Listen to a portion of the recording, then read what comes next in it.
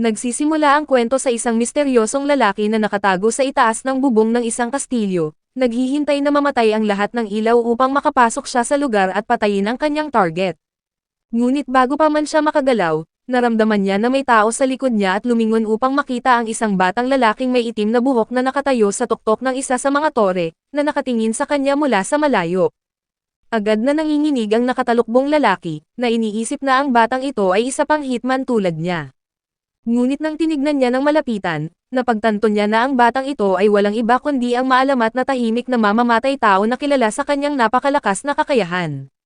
Napagtanto ng nakatalukbong lalaki na wala siyang pag-asa para sa pagtakas at kailangan niyang lumaban, kaya agad siyang tumakbo upang makakuha ng mas magandang anggulo, at naghagis ng mga matutulis na spike na metal sa tahimik na mamamatay tao. Sa kasamaang palad para sa kanya, masyadong mabilis ang mamamatay tao, at walang kahirap-hirap na umiwas sa kanyang atake bago tumakbo ng diretso sa nakatalukbong lalaki. Hinugot ng lalaki ang kanyang punyal at sinubukang tapusin ito sa isang saksak, ngunit ang batang may itim na buhok ay nagawang harangin at pigilan ang kanyang atake gamit ang kanyang sariling punyal sa isang iglap. Ngayon ay nagpalitan sila ng atake sa bubong bago mahusay na inalis ng bata ang armas ng kanyang kalaban. Hindi madaling sumuko ang hitman, dahil muli siyang naghagis ng isang dosenang spike, na iniwasan ng mamamatay tao, ngunit ito ay lumikha ng isang pagkakataon para sa nakatalukbong lalaki na umatake. Sa kasamaang palad para sa kanya, nauna nang kumilos ang batang may itim na buhok at umiwas sa atake at lumitaw sa likod niya. Ang nakatalukbong hitman ay nagsimulang mawalan ng pag-asa, nang napagtanto niya na napakalaki ng pagkakaiba ng kapangyarihan sa pagitan nila, at sinubukan niyang ihagis ang lahat ng mayroon siya sa mas batang mamamatay tao. Ngunit nanatiling mahinahon ang bata, umiwas at hinarangan ang bawat taga at saksak na inihagis sa kanya ng hitman, maging ang kanyang sikretong nakatagong sandata sa sapatos. Dahil doon, wala nang anumang magagawa ang hitman, habang ang mamamatay tao ay sinaksak siya sa braso bago binali ang kanyang mga binti, at iniwan siya sa bubong. Hindi makapaniwala ang hitman kung gaano siya kadaling pinanghawakan ng bata, ngunit tinanggap niya ang kanyang pagkatalo nang bumagsak ang isang espada mula sa langit, na tinapos ang kanyang paghihirap magpakailanman. Sa pagkawala ng kanyang kalaban, pumasok ang mamamatay tao sa silid ng kanyang target na natutulog sa kama ng walang kaalam-alam sa panganib na kinakaharap niya.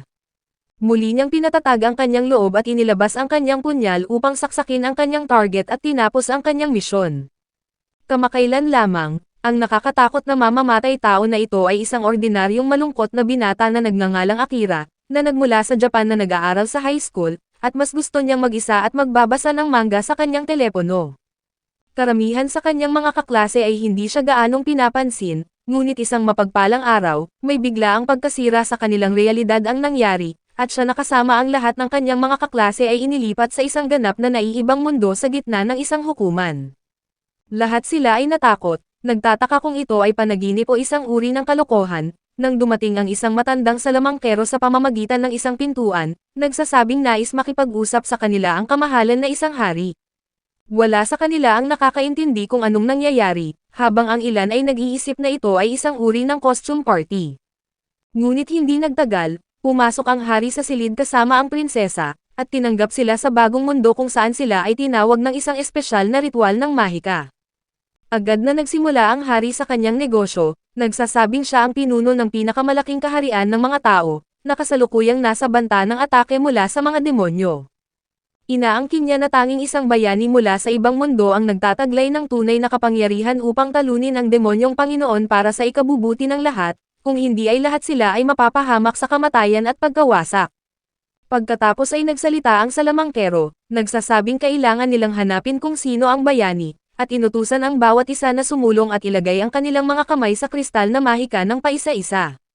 Isa sa mga nasasabik na lalaki ang nauna, inilagay ang kanyang mga kamay sa kristal upang ibunyag ang kanyang katayuan, na naging walang kwenta kundi isang tagapagsanay ng hayop. Mukha siyang nabigo, ngunit sinabi sa kanya ng salamangkero na huwag mag-alala, dahil mayroon pa rin siyang mga istatistika na malayo sa abot ng sinumang normal na tao. Paisa-isa, natutunan ng mga mag-aaral ang kanilang katayuan at ang ilan ay naging salamangkero, ang ilan ay naging knights, at ang ilan ay naging healer. Ngunit may napansin si Akira na kakaiba, dahil tila lahat ay may panimulang istatistika na 180, habang ang kanyang mga istatistika bilang isang mamamatay tao ay 10 beses kaya nasa 1800. Sa wakas, ang susunod na lalaki na nagngangalang Sato ay lumapit sa Crystal Ball, at ibinunyag na siya ang bayani sa kanilang lahat na may panimulang istatistika na 1,000. Binati siya ng matandang salamangkero, nagsasabing ang panimulang istatistika ng bawat isang tao ay nasa pinakamataas na 500, ngunit dahil siya ay isang bayani, doble ang kanyang mga istatistika. Nagpapatunay ito na mayroong mali sa mga istatistika ni Akira, dahil tila halos doble ang kanyang mga istatistika kaysa sa mismong bayani. Lahat ay nagpalakpakan kay Sato dahil siya ang pinakasikat na lalaki sa klase, habang isa sa mga kaklase ni Akira ang nagtulak sa kanya upang ibunyag din ang kanyang mga istatistika sa lahat. Iniisip ni Akira ang sitwasyon na kanilang kinakaharap, at isinasaalang-alang na wala silang nalalaman tungkol sa mundong ito o kung paano ito gumagana.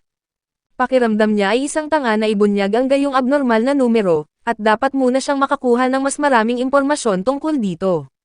Sa pagtatapos ng pag-aayos ng mga istatistika ng lahat at pagkakabunyag ng bayani, sinabi ng matandang salamangkero na bibigyan sila ng mga armas at iba pang kagamitan ayon sa kanilang mga klase, at ipapadala sila sa kanilang mga silid para sa gabing iyon. Habang bumabalik sa kanilang mga silid, napansin din niya ang isang nakatagong kamera, na nangangahulugang sinusubaybayan sila ng mga taong ito na talagang nakakapagtaka. Dahil doon ay nagpasya siyang gamitin ang kanyang kakayahang magtago ng presensya upang makalabas ng hindi napapansin. Nang nasa kanyang silid na, nagbihis siya ng naaayon bago lumabas sa kastilyo, pilit na iniintindi ang katotohanang nasa ibang mundo na siya. Dahil doon, nagpasya siya na dapat na siyang magsimulang magtrabaho sa pagkuha ng mas maraming impormasyon, at sa ilang talon, umakyat siya sa pader patungo sa tuktok ng kastilyo nang walang kahirap-hirap.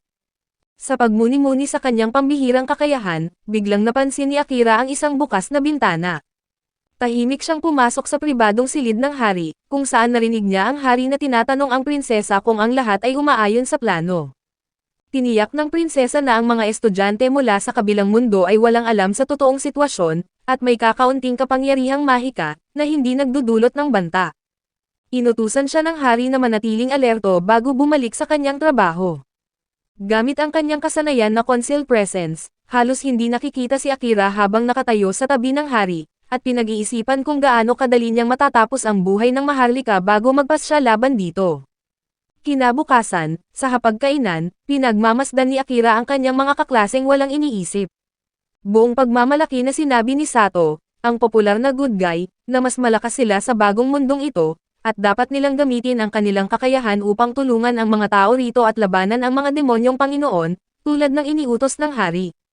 Masiglang sumang-ayon ang ibang mga estudyante sa naisip na planong ito.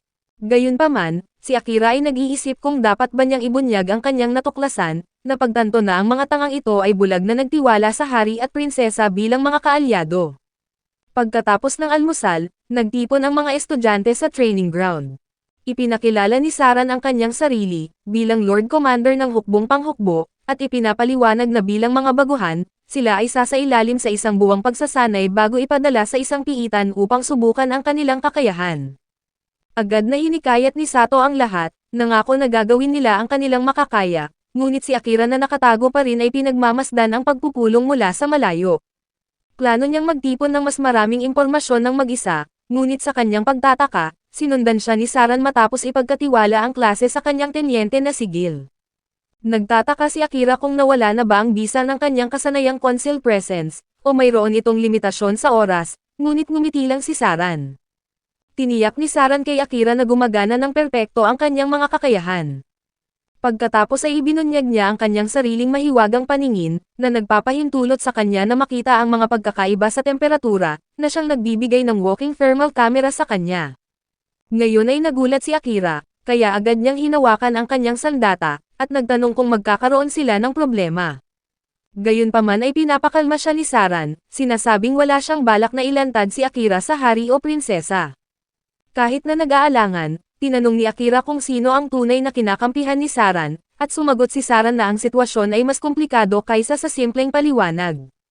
Dahil naramdaman ang katapatan ni Saran, bahagyang ibinaba ni Akira ang kanyang depensa, at binanggit ang kanyang hangarin na bisitahin ang aklatan upang makakuha ng impormasyon. Nang tanungin ni Saran ang antas ng kanyang kakayahang concealed presence, inihayag ni Akira na ito ay ganap na isang nakakagulat na tagumpay, ngunit ang lahat ng iba pa niyang kakayahan ay antas isa lamang, at hindi niya alam kung paano mapapabuti ang mga ito. Ngumiti si Saran, na nagsasabing makakatulong siya, dahil hindi naman makukuha ni Akira ang talagang kailangan niya sa aklatan. Ngunit nag-alinlangan si Akira, tinatanong kung gaano niya mapagkakatiwalaan si Saran, ngunit ang akit ng mas malaking kapangyarihan ay hindi maitatanggi.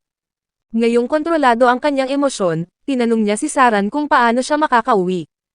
Inamin ni Saran na hindi niya alam, ngunit binigyang diin na kailangan ni Akira na lumakas hanggat maaari, at ipinaliwanag niya na ang kaligtasan ni Akira ay mahalaga upang makahanap ng paraan pabalik. Si Akira, na hindi mahilig sa libreng pabor, ay nag-alok na bayaran si Saran sa pamamagitan ng pagbabahagi ng kanyang kaalaman tungkol sa kanyang sariling mundo. Ang pagpapalitan na ito ang nagtatak ng kanilang tiwala, at kinamayan ni Akira si Saran, na siyang unang taong pinili niyang pagkatiwalaan sa bagong mundong ito. Hindi nagtagal, nagsimulang matuto si Akira tungkol sa iba pang lahi, tulad ng mga halimaw na tao at elves, na nakatira sa magkakahiwalay na kontinente. Patuloy siyang nagsasanay ng kanyang pisikal at mental na kakayahan, naiintindihan na ang patuloy na pagsasanay lamang ang paraan upang mapataas ang kanyang mga kasanayan at mapabuti. Samantala, ang kanyang mga kaklase ay nagsasanay ng hiwalay sa ilalim ng pagtuturo ni Gil.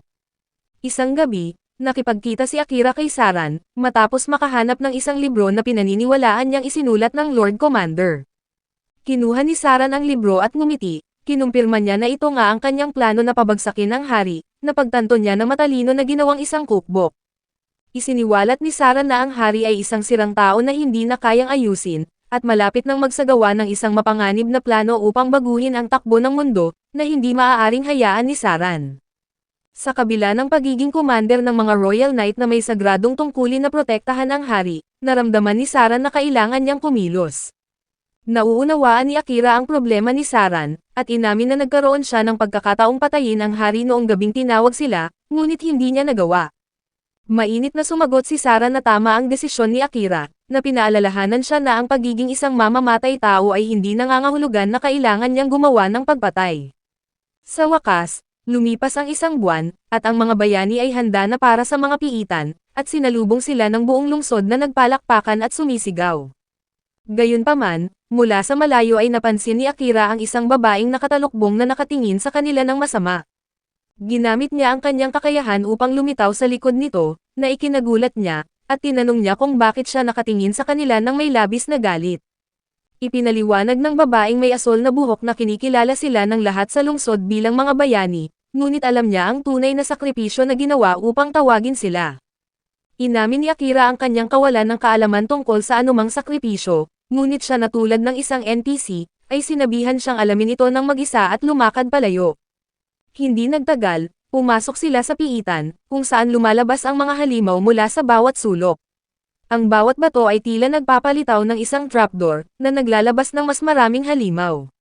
Ang mga estudyante ay mukhang pagod at mahina, habang walang kapaguran na pinigilan ni Akira ang mga umaatake, at pagkatapos ay tinanong niya si Saran kung dapat silang bumalik. Sinabi ni Saran na sapat na ang nagawa nila sa araw na iyon, at ginamit niya ang kanyang banal na kakayahan para linisin ang daanan sa harapan nila. Inutusan ni Gil ang lahat na tumakbo patungo sa labasan, pero natuklasan nila na nasa ilalim pa rin sila ng lupa at hinarangan ng isang grupo ng mga halimaw.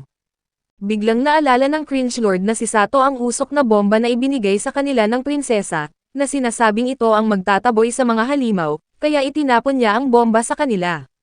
Ngunit sa kanyang takot ay isang minotaur ang lumabas mula sa usok, at dumating si Gil sa eksena. Nagulat na makita ang isang minotaur sa itaas na palapag, dahil dapat ay mas malalim pa ito sa mga piitan.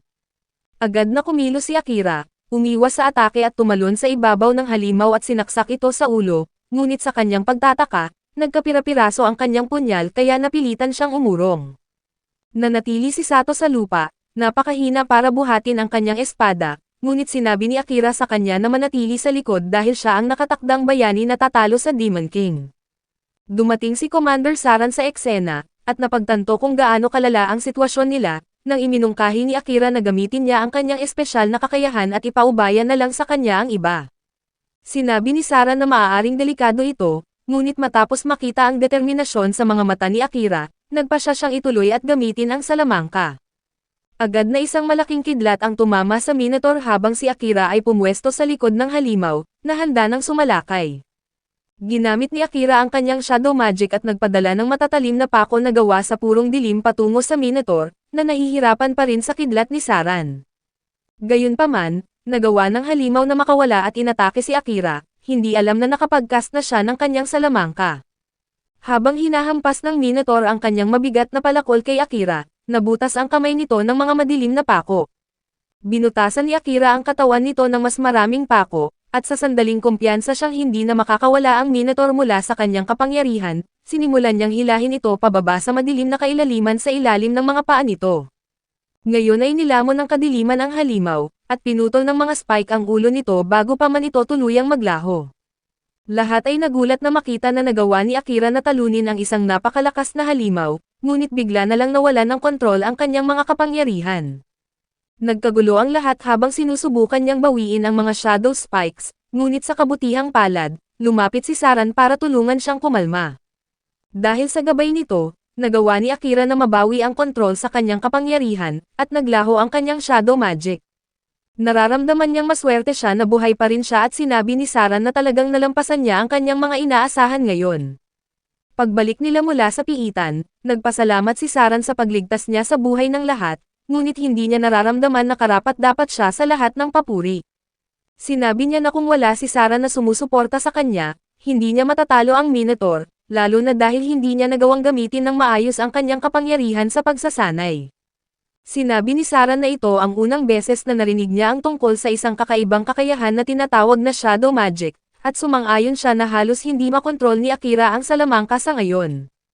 Binalaan niya ito na mag-ingat sa paggamit nito sa susunod, at pagkatapos ay nagpasya siyang bigyan siya ng isang samurai sword na ginawa mismo ng unang bayani.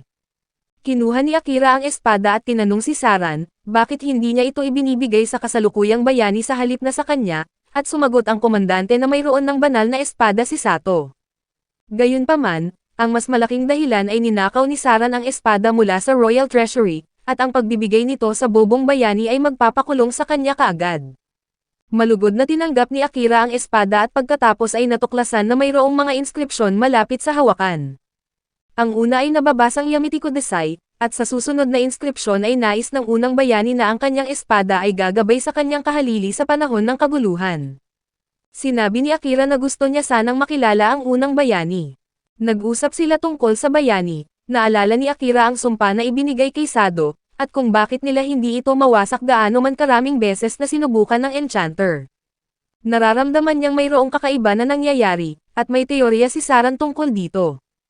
Ang taong nasa likod ng sumpa ay ang prinsesa, na sinubukang gawing puppet si Sato, gamit ang isang ritual ng dark magic. Gayunpaman, dumating si Akira doon sa tamang oras at sinira ang magic crystal na ginagamit niya para isagawa ang ritual. Nagalit ang prinsesa at nagtanong kung paano siya naglakas loob na pumasok sa kwarto ng isang babae nang walang pahintulot, at itinuro lang ni Akira ang kanyang espada sa kanya, na sinasabing ang isang mangkukulam na nagmumura ng ibang tao ay hindi isang babae. Tinanong niya kung bakit niya ginagawa ito, at sumagot ang prinsesa na para sa kapakanan ng hari ang lahat.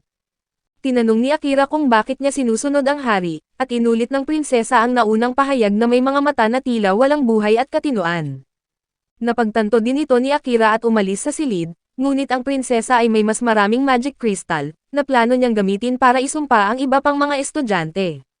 Samantala, dinala ni Akira ang kristal sa lugar ni Saran, at sinabi sa kanya na tama siya tungkol sa prinsesa na sinusumpa si Sato. Gayunpaman ay mukhang hindi na ito bago, dahil sinabi ni Saran na hindi pa siya humihinto sa kanyang masasamang gawain. Tinanong niya si Akira kung ipinakita niya ang kanyang mukha sa prinsesa, at kinumpirma niya, sinasabing gusto niyang magkaroon ng maayos na pag-uusap sa kanya, ngunit hindi siya magaling sa kanyang mga salita. Sinabi ni Saran na ang prinsesa ay hindi hihigit sa isang puppet para sa hari sa ngayon, at pagkatapos ay sinabi kay Akira na huwag siyang matulog sa loob ng palasyo ngayong gabi. Nagulat si Akira tungkol sa dahilan, at ipinaliwanag ni Saran na ang prinsesa ay maaaring kulamin ang sinuman, ngunit hindi niya maaaring patayin si Akira, dahil hindi niya kailanman ipinahayag ang kanyang katayuan sa kanya. Ibig sabihin ay susubukan ng prinsesa na ipapatay siya sa halip, at gusto ni Saran na lumayo siya sa palasyo. Tinanong ni Akira si Saran kung hindi siya papagalitan dahil sa kanyang kapabayaang pagpapakita ng kanyang mukha, at sumagot ang komandante na ang mga binata ay naging pabigla-bigla at walang ingat, at tungkulin ng mga matatanda tulad niya na tulungan ito. Kinabukasan, nagising si Akira sa ingay na nagmumula sa palasyo at pagdating niya doon, nakita niya ang isang malaking pulutong ng tao.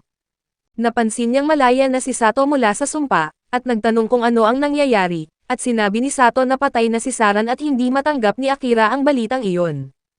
Tumakbo siya sa gitna ng maraming tao para makita ang walang buhay na katawan ni Saran na nakahiga sa sahig na may punyal na nakasaksak sa kanyang puso. Dahil doon ay lubos na nalungkot si Akira sa pagkawala ng kanyang nag-iisang kaibigan sa mundong ito, ngunit sinabi ng kanyang mga kaklase na tigilan niya ang pag-arte dahil naniniwala sila na siya ang pumatay. Itinuro nila na ang punyal na ginamit sa pagpatay kay Saran ay pag-aari niya, at ipinaalala ni Akira sa kanila na nabasag ang kanyang punyal sa laban nila sa Minotaur. Gayunpaman, walang sino man ang handang makinig sa kanya, at inakusahan nila siya na malabo at hindi mapagkakatiwalaan mula nang dumating silang lahat dito. Nagtataka si Akira kung nasa ilalim sila ng sumpa ng prinsesa, at napatunayan niya na tama siya sa paraan ng kanilang pagbibintang sa kanya. Tanging si Sato lamang ang lumapit para ipagtanggol siya, na nagsasabing kailangan nilang imbestigahan ng mabuti ang bagay na ito, ngunit idineklara ng hari na papatayin si Akira dahil sa pagpatay sa kanilang minamahal na komandante. Inutusan niya ang kanyang mga gwardya na dakpin siya, ngunit ginamit ni Akira ang isang kakayahan para itago ang kanyang presensya at nakatakas ng walang pinsala. Habang ipinapadala ng hari ang kanyang mga tropa para hanapin siya sa buong palasyo, nagpunta si Akira kay Gil, na nagbunyag na pinatay ng isang elite assassin si Saran sa direktang utos ng hari. Pinaghahanap din siya ng assassination squad, ngunit inasahan ito ni Saran, at naghanda siya ng mga gamit sa paglalakbay sa kanyang silid.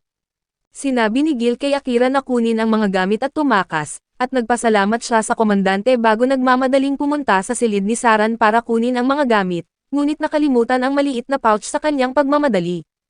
Nang gabing iyon, pinag-uusapan ng hari kung gaano kadaling bumagsak si Saran kaysa sa inaakala niya, at ngayon ay wala nang sino man ang makakasalungat sa kanila.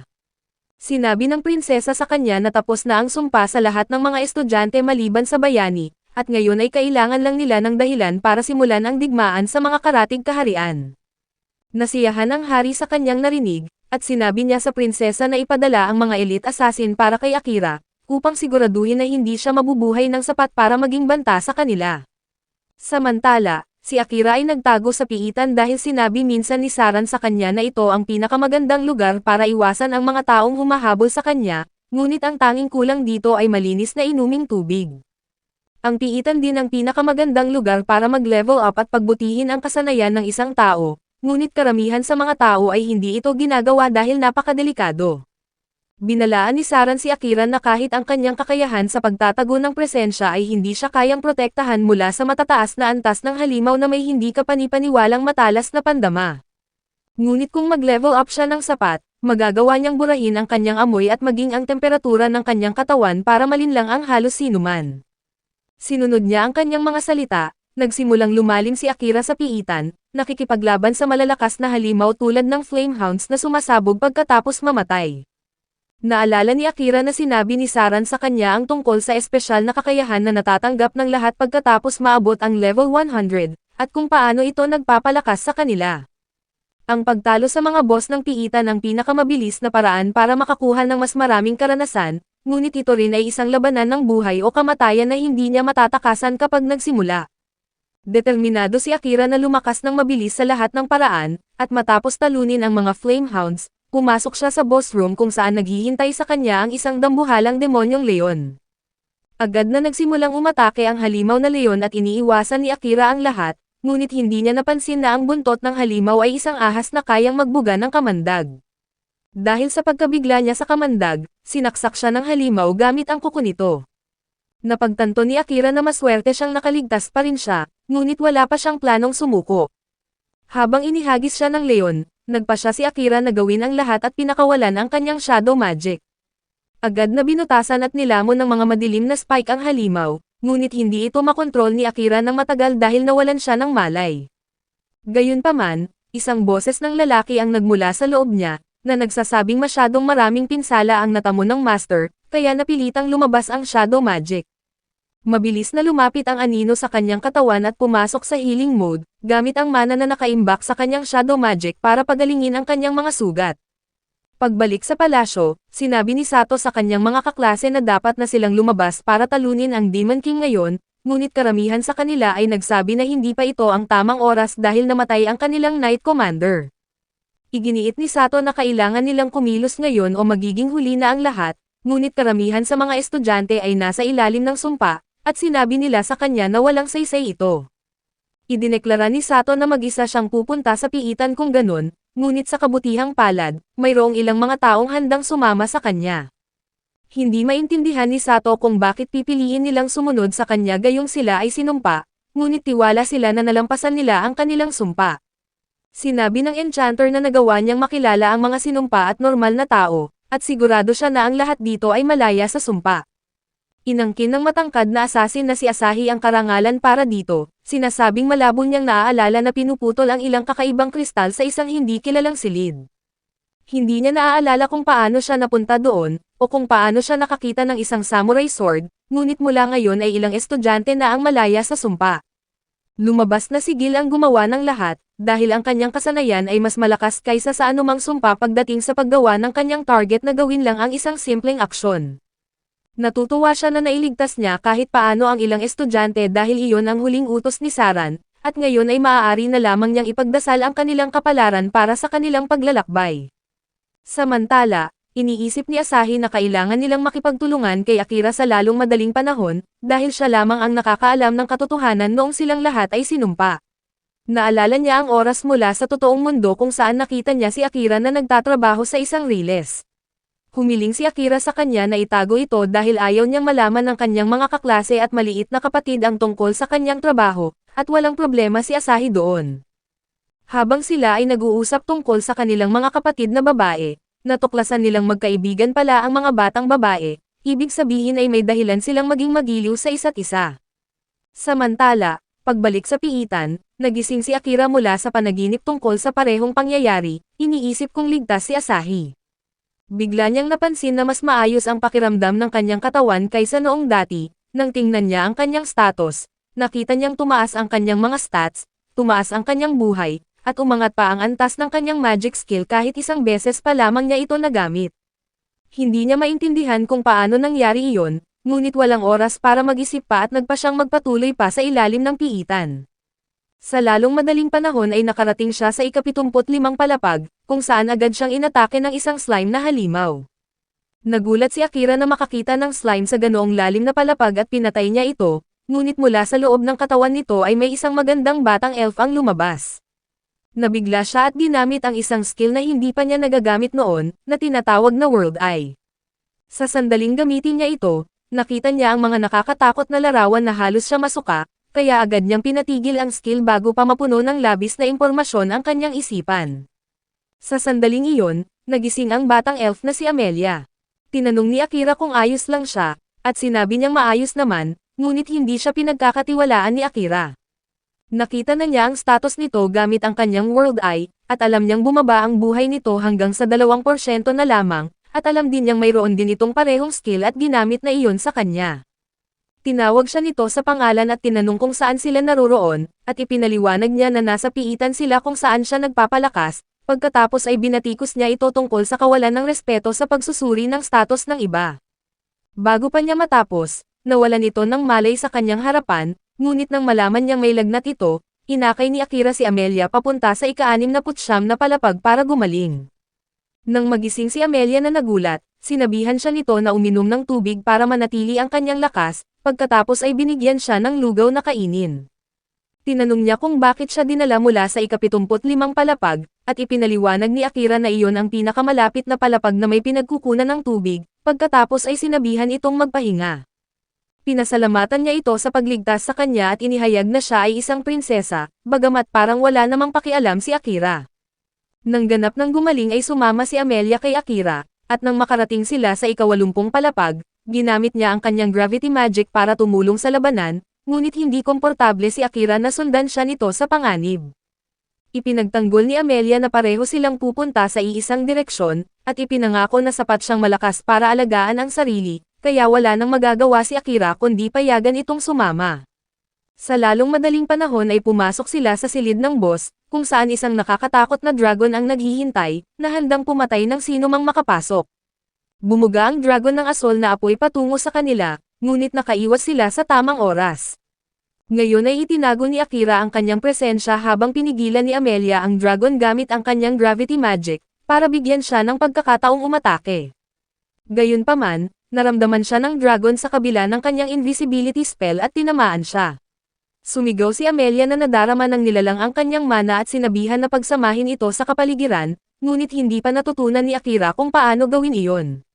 Sa halip ay lumaban siya tulad ng dati, ginamit niya ang kanyang shadow magic na nagpadala ng isang dark spike patungo sa dragon, tumama ito sa mukha ng halimaw at napilitan itong magtungo sa kabilang direksyon.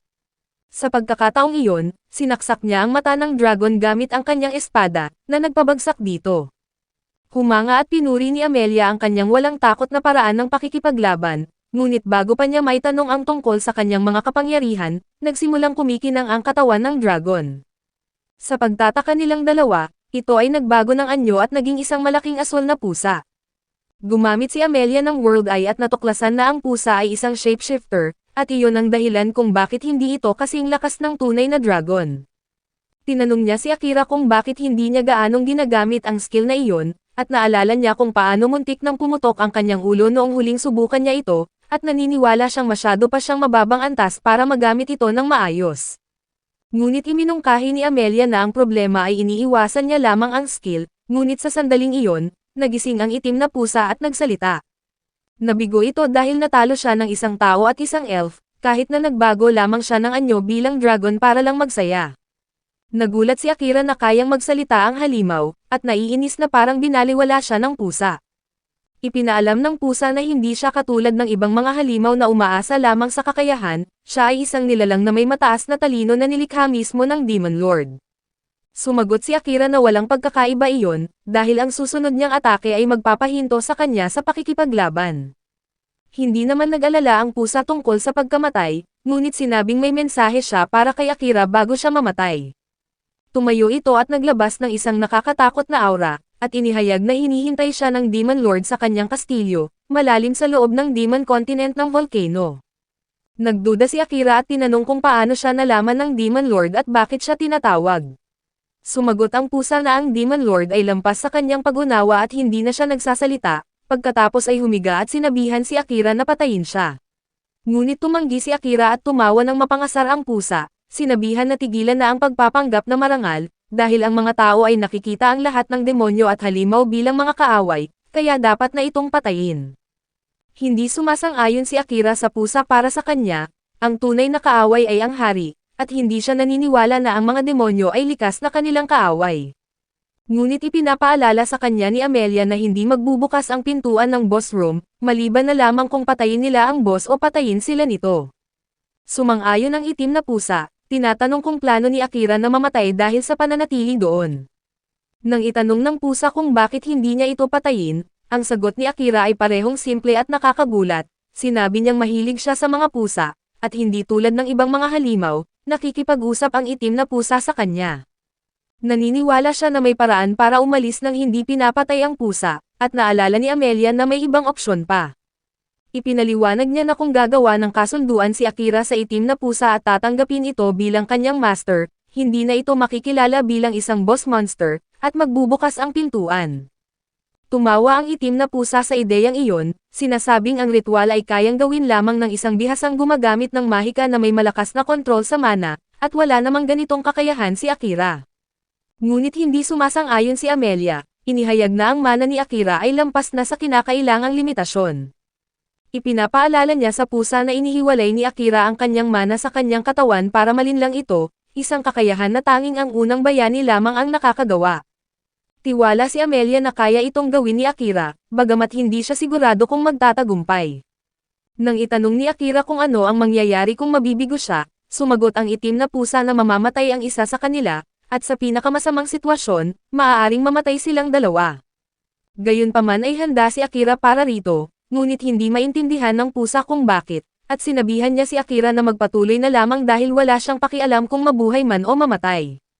Nagalit dito si Akira, na binatikos ang pusa sa pagiging walang pakialam nito. Sinabi ng pusa na walang kasiyahan ang pagiging demonyo ng mas matagal, kaya nagpa siya si Akira na kausapin ito mamaya para maintindihan niya. Tinanong niya si Amelia kung paano isasagawa ang ritual, at sinabi nitong ang unang hakbang ay bigyan ng bagong pangalan ang pusa. Pinangalanan niya itong Knight, dahil ang balahibo nito ay parang langit sa gabi. Walang reaksyon ang pusa sa bagong pangalan, kaya lumipat si Akira sa susunod na hakbang, ibinuhos ang mana sa paa nito. Binalaan siya ni Amelia na wala na siyang babalikan kapag nagsimula na siya, at kung hindi niya makakayang kontrolin ang pusa ay maaari siyang mamatay. Tiwala si Akira na magtatagumpay siya, habang ibinubuhos niya ang kanyang mana sa paa ni Knight, isang malakas na alon ang bumaha sa kanya, at napunta siya sa isang nasusunog na lungsod. Natakot siya sa nakakatakot na tanawin, at nakita niya si Knight na winasak ang mga lungsod, pinapatay ang sinumang sinusubukang tumakas. Sinubukan ni Akira na pigilan ito, ngunit inatake siya ni Knight gamit ang Dark Mana, na nagdulot ng malubhang pinsala. Nang tumayo muli si Akira, sinabihan siya ni Knight na tigilan na ang pag-alinlangan at patayin na siya dahil iyon lamang ang paraan para mabuhay. Gayunpaman ay hindi pa rin kayang patayin ni Akira ito, kaya sinugod ulit siya ng halimaw gamit ang kanyang malalakas na kuko. Ang mga pinsalang natatanggap ni Akira sa mundo ng panaginip ay nagsimulang makaapekto sa kanyang tunay na katawan, kaya napilitan siyang lumaban. Itinapon niya ang kanyang patalim, ngunit madaling tinaboy ito ni Knight at nagsimulang ihanda ang kanyang dark power para tapusin ang labanan. Sumugod si Akira pasulong, ngunit sa halip na umatake, hinayaan niyang saksakin siya ng mga kuko ni Knight, kaya nagulat ang pusa at hiniling na malaman kung ano ang kanyang ginagawa. Sinabi ni Akira na ayaw niyang patayin si Knight, at alam niyang ayaw din nitong pumatay ng sinuman. Sumagot si Knight na siya ay isang halimaw, kahit na may talino siya, ang kanyang instinct ay patuloy na nagsasabi sa kanya na patayin ang sinumang makakahadlang sa kanya. Sinabi ni Akira na hindi na kailangang pahirapan ni Knight ang kanyang sarili ng mag-isa, hinawakan niya ang mga kuko ni Knight at nangakong sasamahan siya, tinitiyak na hindi na ito kailangang gumawa ng ganitong bagay muli. Pagkatapos ay dahan-dahang nawala ang mundo ng panaginip, at habang nagsimulang magtiwala si Knight, lumiliit siya hanggang sa maging normal na laki ng pusa at niyakap niya si Akira. Sumikat ang araw sa mundo ng panaginip, na sumasalamin sa kapayapaan na nararamdaman ngayon ni Knight. Bumalik si Akira sa katotohanan at hinawakan si Knight para kumpirmahin na gumana ang ritual, isang gininto ang marka ang lumitaw sa likod ng kanyang kamay, at ang pulang marka sa noo ni Knight ay naging ginintoan din. Ipinaliwanag ni Amelia na ito ang tanda ng matagumpay na kasunduan, na nag-uugnay sa kaluluwa ni Akira sa pusa. Nagising si Knight at sinabing natutuwa siyang makita kung hanggang saan aabot si Akira, at tinanggap niya si Akira bilang kanyang master at ipinangakong magiging tapat siya. Ipinakilala ni Amelia ang sarili, at sinabi ni Knight na iginagalang din niya ito bilang kasama ng kanyang master. Sa sandaling iyon, isang bilog ng mahika ang lumitaw sa sahig, na nangangahulugang natalo na ang boss. Sinabi ni Akira na gusto niyang pumunta sa susunod na palapag, ngunit may sugat si Knight. Sumagot si Knight na mananatiling bukas ang pintuan hanggang sa gamitin nila ito, kaya hindi nila kailangang magmadali. Nagpasya siyang magpahinga at gumaling, at iminungkahi ni Amelia na gamitin nila ang oras para mas makilala pa ang isa't isa. Agad na sumang-ayon si Knight, at nagulat si Akira sa bilis ng pagbabago ng ugali nito. Samantala, nakarating sina Sato at ang kanilang grupo sa isang bansa na itinatag ng isang bayaning tinawag mula sa Earth, na katulad nilang lahat. Nagulat sila nang makitang ang bansa ay eksaktong katulad ng makasaysayang Japan. Lahat ay pamilyar sa kanila, kaya nagpahinga sila bago talakayin ang kanilang mga plano. Sinabi ni Sato na ang kanilang pangunahing prioridad ay ang pera, dahil isang buwan na lamang ang natitira bago mawalan ng pera at matuluyan. Isang kasapi ang nagmungkahi na maging adventurer, ipinaliwanag na iyon ang pinakamagandang trabaho para sa kanila at sumasang-ayon si Sato. Lumipat siya sa susunod na paksa, ang pagkakaroon ng impormasyon, kaya iminungkahi niya na humanap ng taong maraming alam tungkol sa mundo at maghanap ng mga aklat na may mahalagang detalye. Isang batang lalaki ang napabuntong hininga, umaasang mayroong aklat na nagpapaliwanag kung paano makakabalik sa Earth. Ngunit naniniwala si Sato na ang pagtalo sa Demon Lord ang pinakamabuting paraan, dahil sa palagay niya ay tanging ang hari at prinsesa lang ang mayroong alam kung paano sila mapapauwi. Kahit na sila ay masama at baluktot ang ugali, sinabi niya na kailangan nilang makuha ang kanilang pabor sa pamamagitan ng pagtalo sa Demon Lord.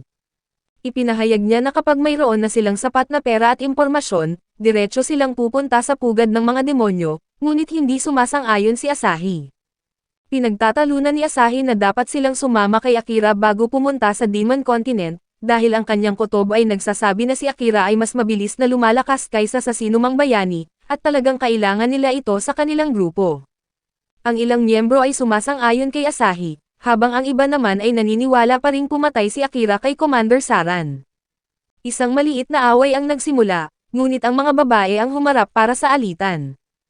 Tinatanong nila si Sato ng kanyang opinyon, dahil bilang pinuno, siya ang gumagawa ng huling desisyon. Sumasang-ayon si Sato kay Asahi, naniniwala siyang mas malakas na ngayon si Akira kaysa sa kanila, ngunit duda siyang makakasama nila ito ng maayos. Ipinaliwanag niya na ayaw ni Akira na makisali sa iba, at hindi pa rin siya naaalala kahit na magkakaklase na sila mula pa noong mga bata pa sila.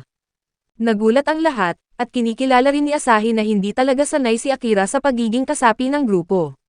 Dagdag pa ni Sato na ayon sa mga alamat, tanging ang banal na espada na hawak ng bayani ang makakapagpatumba sa Demon Lord, kaya kailangan niyang maging sapat na malakas para sa tungkuling iyon. Sa palagay niya kahit na makita nila si Akira, hindi ito papayag na makisama kung sila ay masyadong mahina. Dahil dito, nagpasya siya na manatili sila rito sa bansang ito habang nagsusumikap na palakasin ang kanilang sarili. Samantala, ikinwento ni Amelia kay Akira at Knight ang kanyang nakaraan. Pinalayas siya sa kanyang bansa ng sarili niyang kapatid na babae, at ang mga tauhan ng kapatid ay determinadong patayin siya. Hinabol siya hanggang sa isang bangin, kaya ginamit niya ang kanyang gravity magic para mahulog sa ilog sa ibaba, at ang agos ng tubig ang nagdala sa kanya patungo sa ligtas na lugar, ngunit sugatan at pagod siya. Pagkatapos ay sinamantala ng isang itim na slime ang kanyang kahinaan at nilamon siya ng buo, at ang susunod na alam niya ay nasa dungeon na siya, at niligtas na siya ni Akira. Nalulungkot si Akira para sa kanya, ngunit may napansin si Knight na hindi magkatugma. Sinabi niyang hindi kumakain ng tao ang mga slime, at kahit na nilamon man siya nito, matagal na siyang natunaw bago pa siya mailigtas. Hindi rin maipaliwanag ni Amelia ito, ngunit nagpapasalamat siya sa slime na nagdala sa kanya kay Akira. Iminungkahi ni Akira na bumalik siya at subukang ayusin ang lahat kasama ang kanyang kapatid, ngunit sumuko na si Amelia, dahil hindi niya naramdaman na may lakas siya para harapin ito. Sinabi ni Akira na maaari namang ayusin ang mga problema sa pamilya kahit paano, binanggit niya na mayroon din siyang kapatid na babae na pasaway, ngunit mahal na mahal niya. Tinanong ni Amelia at Knight kung gusto niyang bumalik sa kanyang mundo para makita ang kanyang pamilya. Sumagot si Akira ng oo, ngunit idinagdag na may ibang bagay siyang kailangang gawin muna. Sinimulan niyang pag-usapan si Saran, ang lalaking nagturo sa kanya kung paano mabuhay sa mundong ito, at naiinis ng husto ng isipin ang mga taong pumatay sa kanya. Pinangakuan niya na papatayin niya ang hari at prinsesa dahil sa pagpatay nila kay Saran, at ang kanyang ugali sa pagpatay ay napakalakas na ikinabigla at napaigik sina Amelia at Knight. Sumigaw si Amelia ng kanyang pangalan, na nagising sa kanya mula sa kanyang galit. Nang mahinahon na siya, sinabi ni na Amelia at Knight na kilala nila si Saran dahil isa itong tanyag na Knight Commander. Napagtanto ni Akira na masyadong tensyonado ang kapaligiran, kaya kumuha siya ng kanyang guwantes at itinaas ito, ngunit dahil sa instinct ng pusa ay tumalon si Knight para hulihin ang guwantes. Natutuwa si Akira na ang ganitong paraan ay gumagana sa mga pusa sa kanilang bahay, at gumagana rin sa kanyang monster familiar. Nais din itong subukan ni Amelia, at hindi nagtagal ay magkakasama silang tatlo habang niyayakap si Knight para maramdaman ang lambot ng kanyang balahibo. Pinaalalahanan ni Knight si Akira na seryosohin pa ang mga bagay-bagay, dahil magkakaugnay ang kanilang mga kaluluwa, kaya kung ang isa ay mamamatay din ang isa pa. Alam na ito ni Akira, ngunit masaya lamang siyang mayroon siyang pusa bilang familiar dahil mahal niya ang mga pusa. Sinabi ni Amelia na naiinggit siya, dahil mahal din niya ang mga pusa, at nang matapos na sila sa paglalaro, nagpasya silang umalis na sa dungeon. Tinanong ni Akira kay Knight kung saan sila dadalhin ng teleportation magic circle, ngunit wala namang alam ang pusa. Ipinaliwanag nito na iilan na lamang ang mga demonyong nakakaalam kung paano gumawa ng ganitong mga mahika. Nagpasya si Akira na hahanapin niya ang mga demonyong iyon, at hikayatin silang tumulong sa kanya kapag nakarating na siya sa Demon Continent. Biglang naalala ni Amelia ang isang kwento, ang mga malaasol na magic circle ay nagdadala ng mga tao sa lugar na pinakamamahal nila. Kung maraming tao ang pumasok, ang bilog ay tumutugon lamang sa pagnanasa ng isang tao. Nag-aalala si Akira na maaari itong magdulot ng problema, ngunit tiniyak siya ni Amelia na pupunta siya kahit saan basta kasama siya. Hindi na iniisip pa ni Akira ang sinabi nito habang siya ay pumasok sa bilog.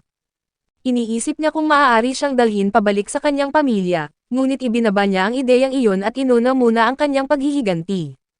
Ngayon ay gumana ang magic circle, at ang grupo ay na-teleport sa isang kagubatan kung saan makikita ang isang napakalaking puno sa malayong distansya. Nagulat si Amelia, ngunit kinilala ito ni Knight bilang World Tree, at ang ibig sabihin ay nasa Elf Forest sila. Hindi makapaniwala si Amelia na napunta sila rito, ngunit sa palagay ni Akira ay magandang lugar ito. Biglang may isang elf na nakatago sa puno ang nagpakawala ng isang pana patungo kay Amelia. Sa kabutihang palad, napansin ito ni Akira sa tamang oras at hinila siya palayo sa landas ng pana. Sumugod siya patungo sa elf, tinabig ang isa pang pana gamit ang kanyang dagger bago mabilis na makalapit, pagkatapos ay hinila niya pababa ang elf at kinilala ito ni Amelia. Sinabi ni Liam na hindi niya inaasahang makikita ang traidor nang dumating siya para siyasatin ang liwanag sa lugar na ito, at sinabihan si Amelia na tumakas kung mahalaga sa kanya ang kanyang buhay.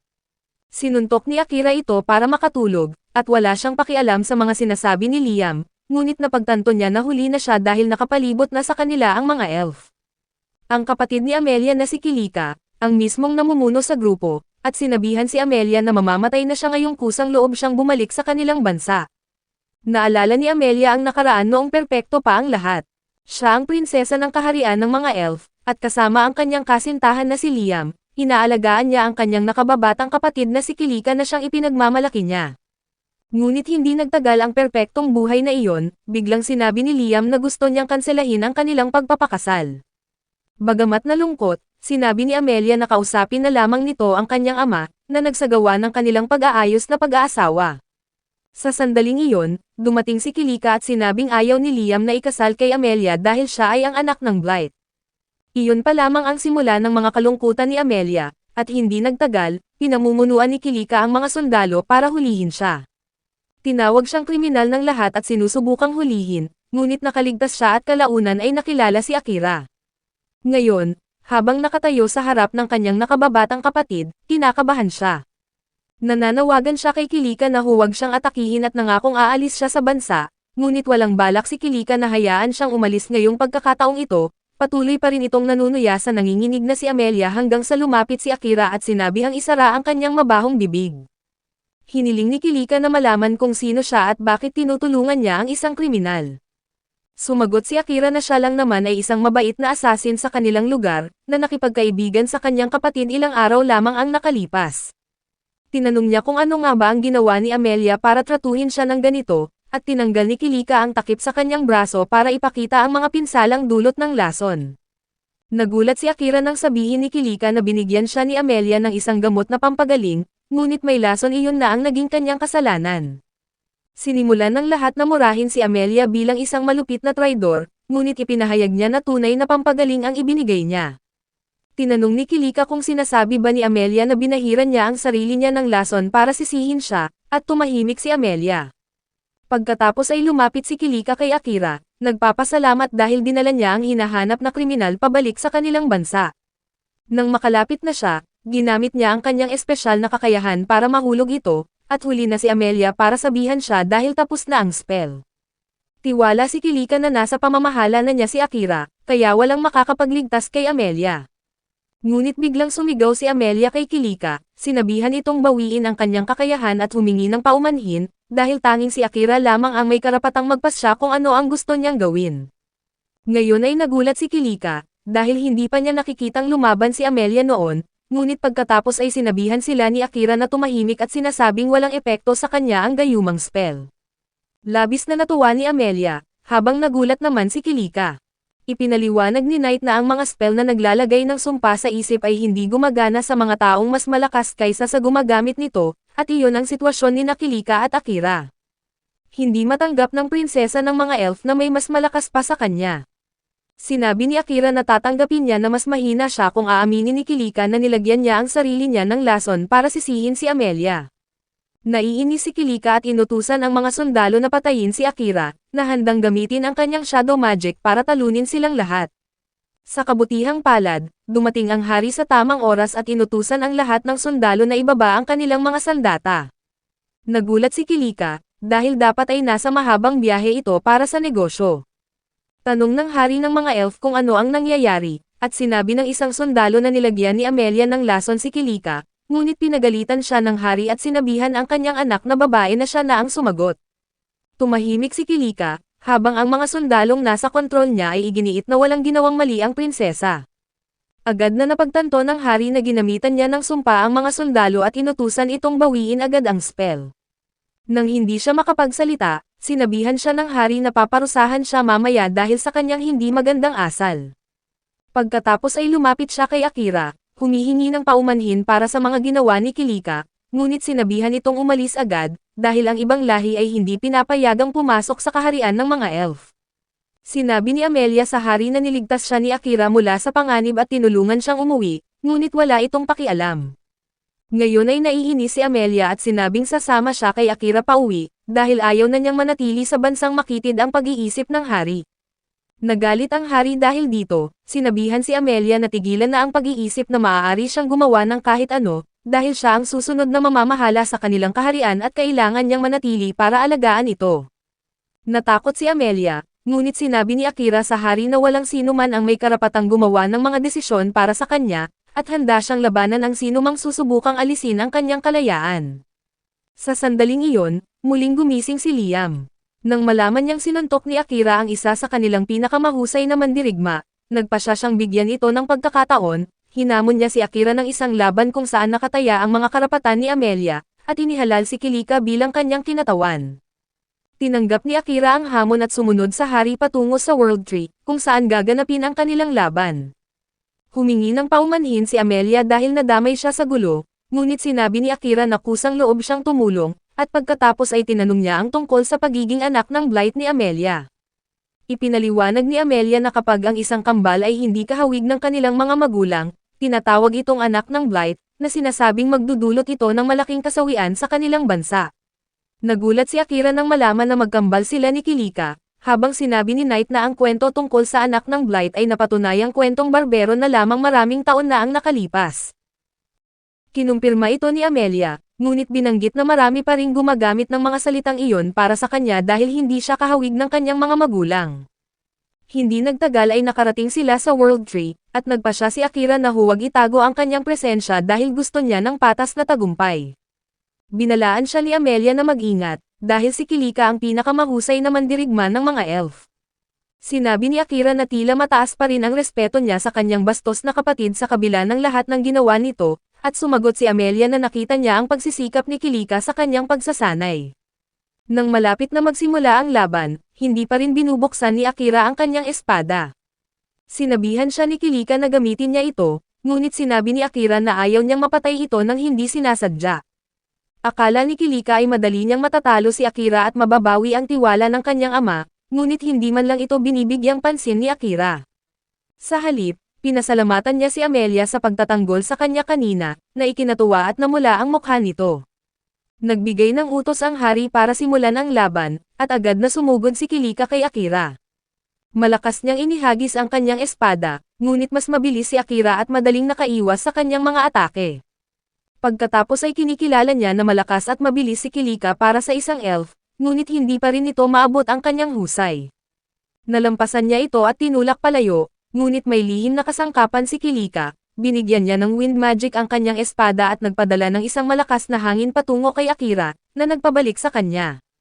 Naiwasan niya ito, ngunit patuloy pa ring umaatake si Kilika, at hindi nagtagal ay nakahanap ng pagkakataon si Akira para sumugod pabalik, sinipa niya si Kilika sa paa, at sa sandaling tumayo ito ay nasa likod na siya nito.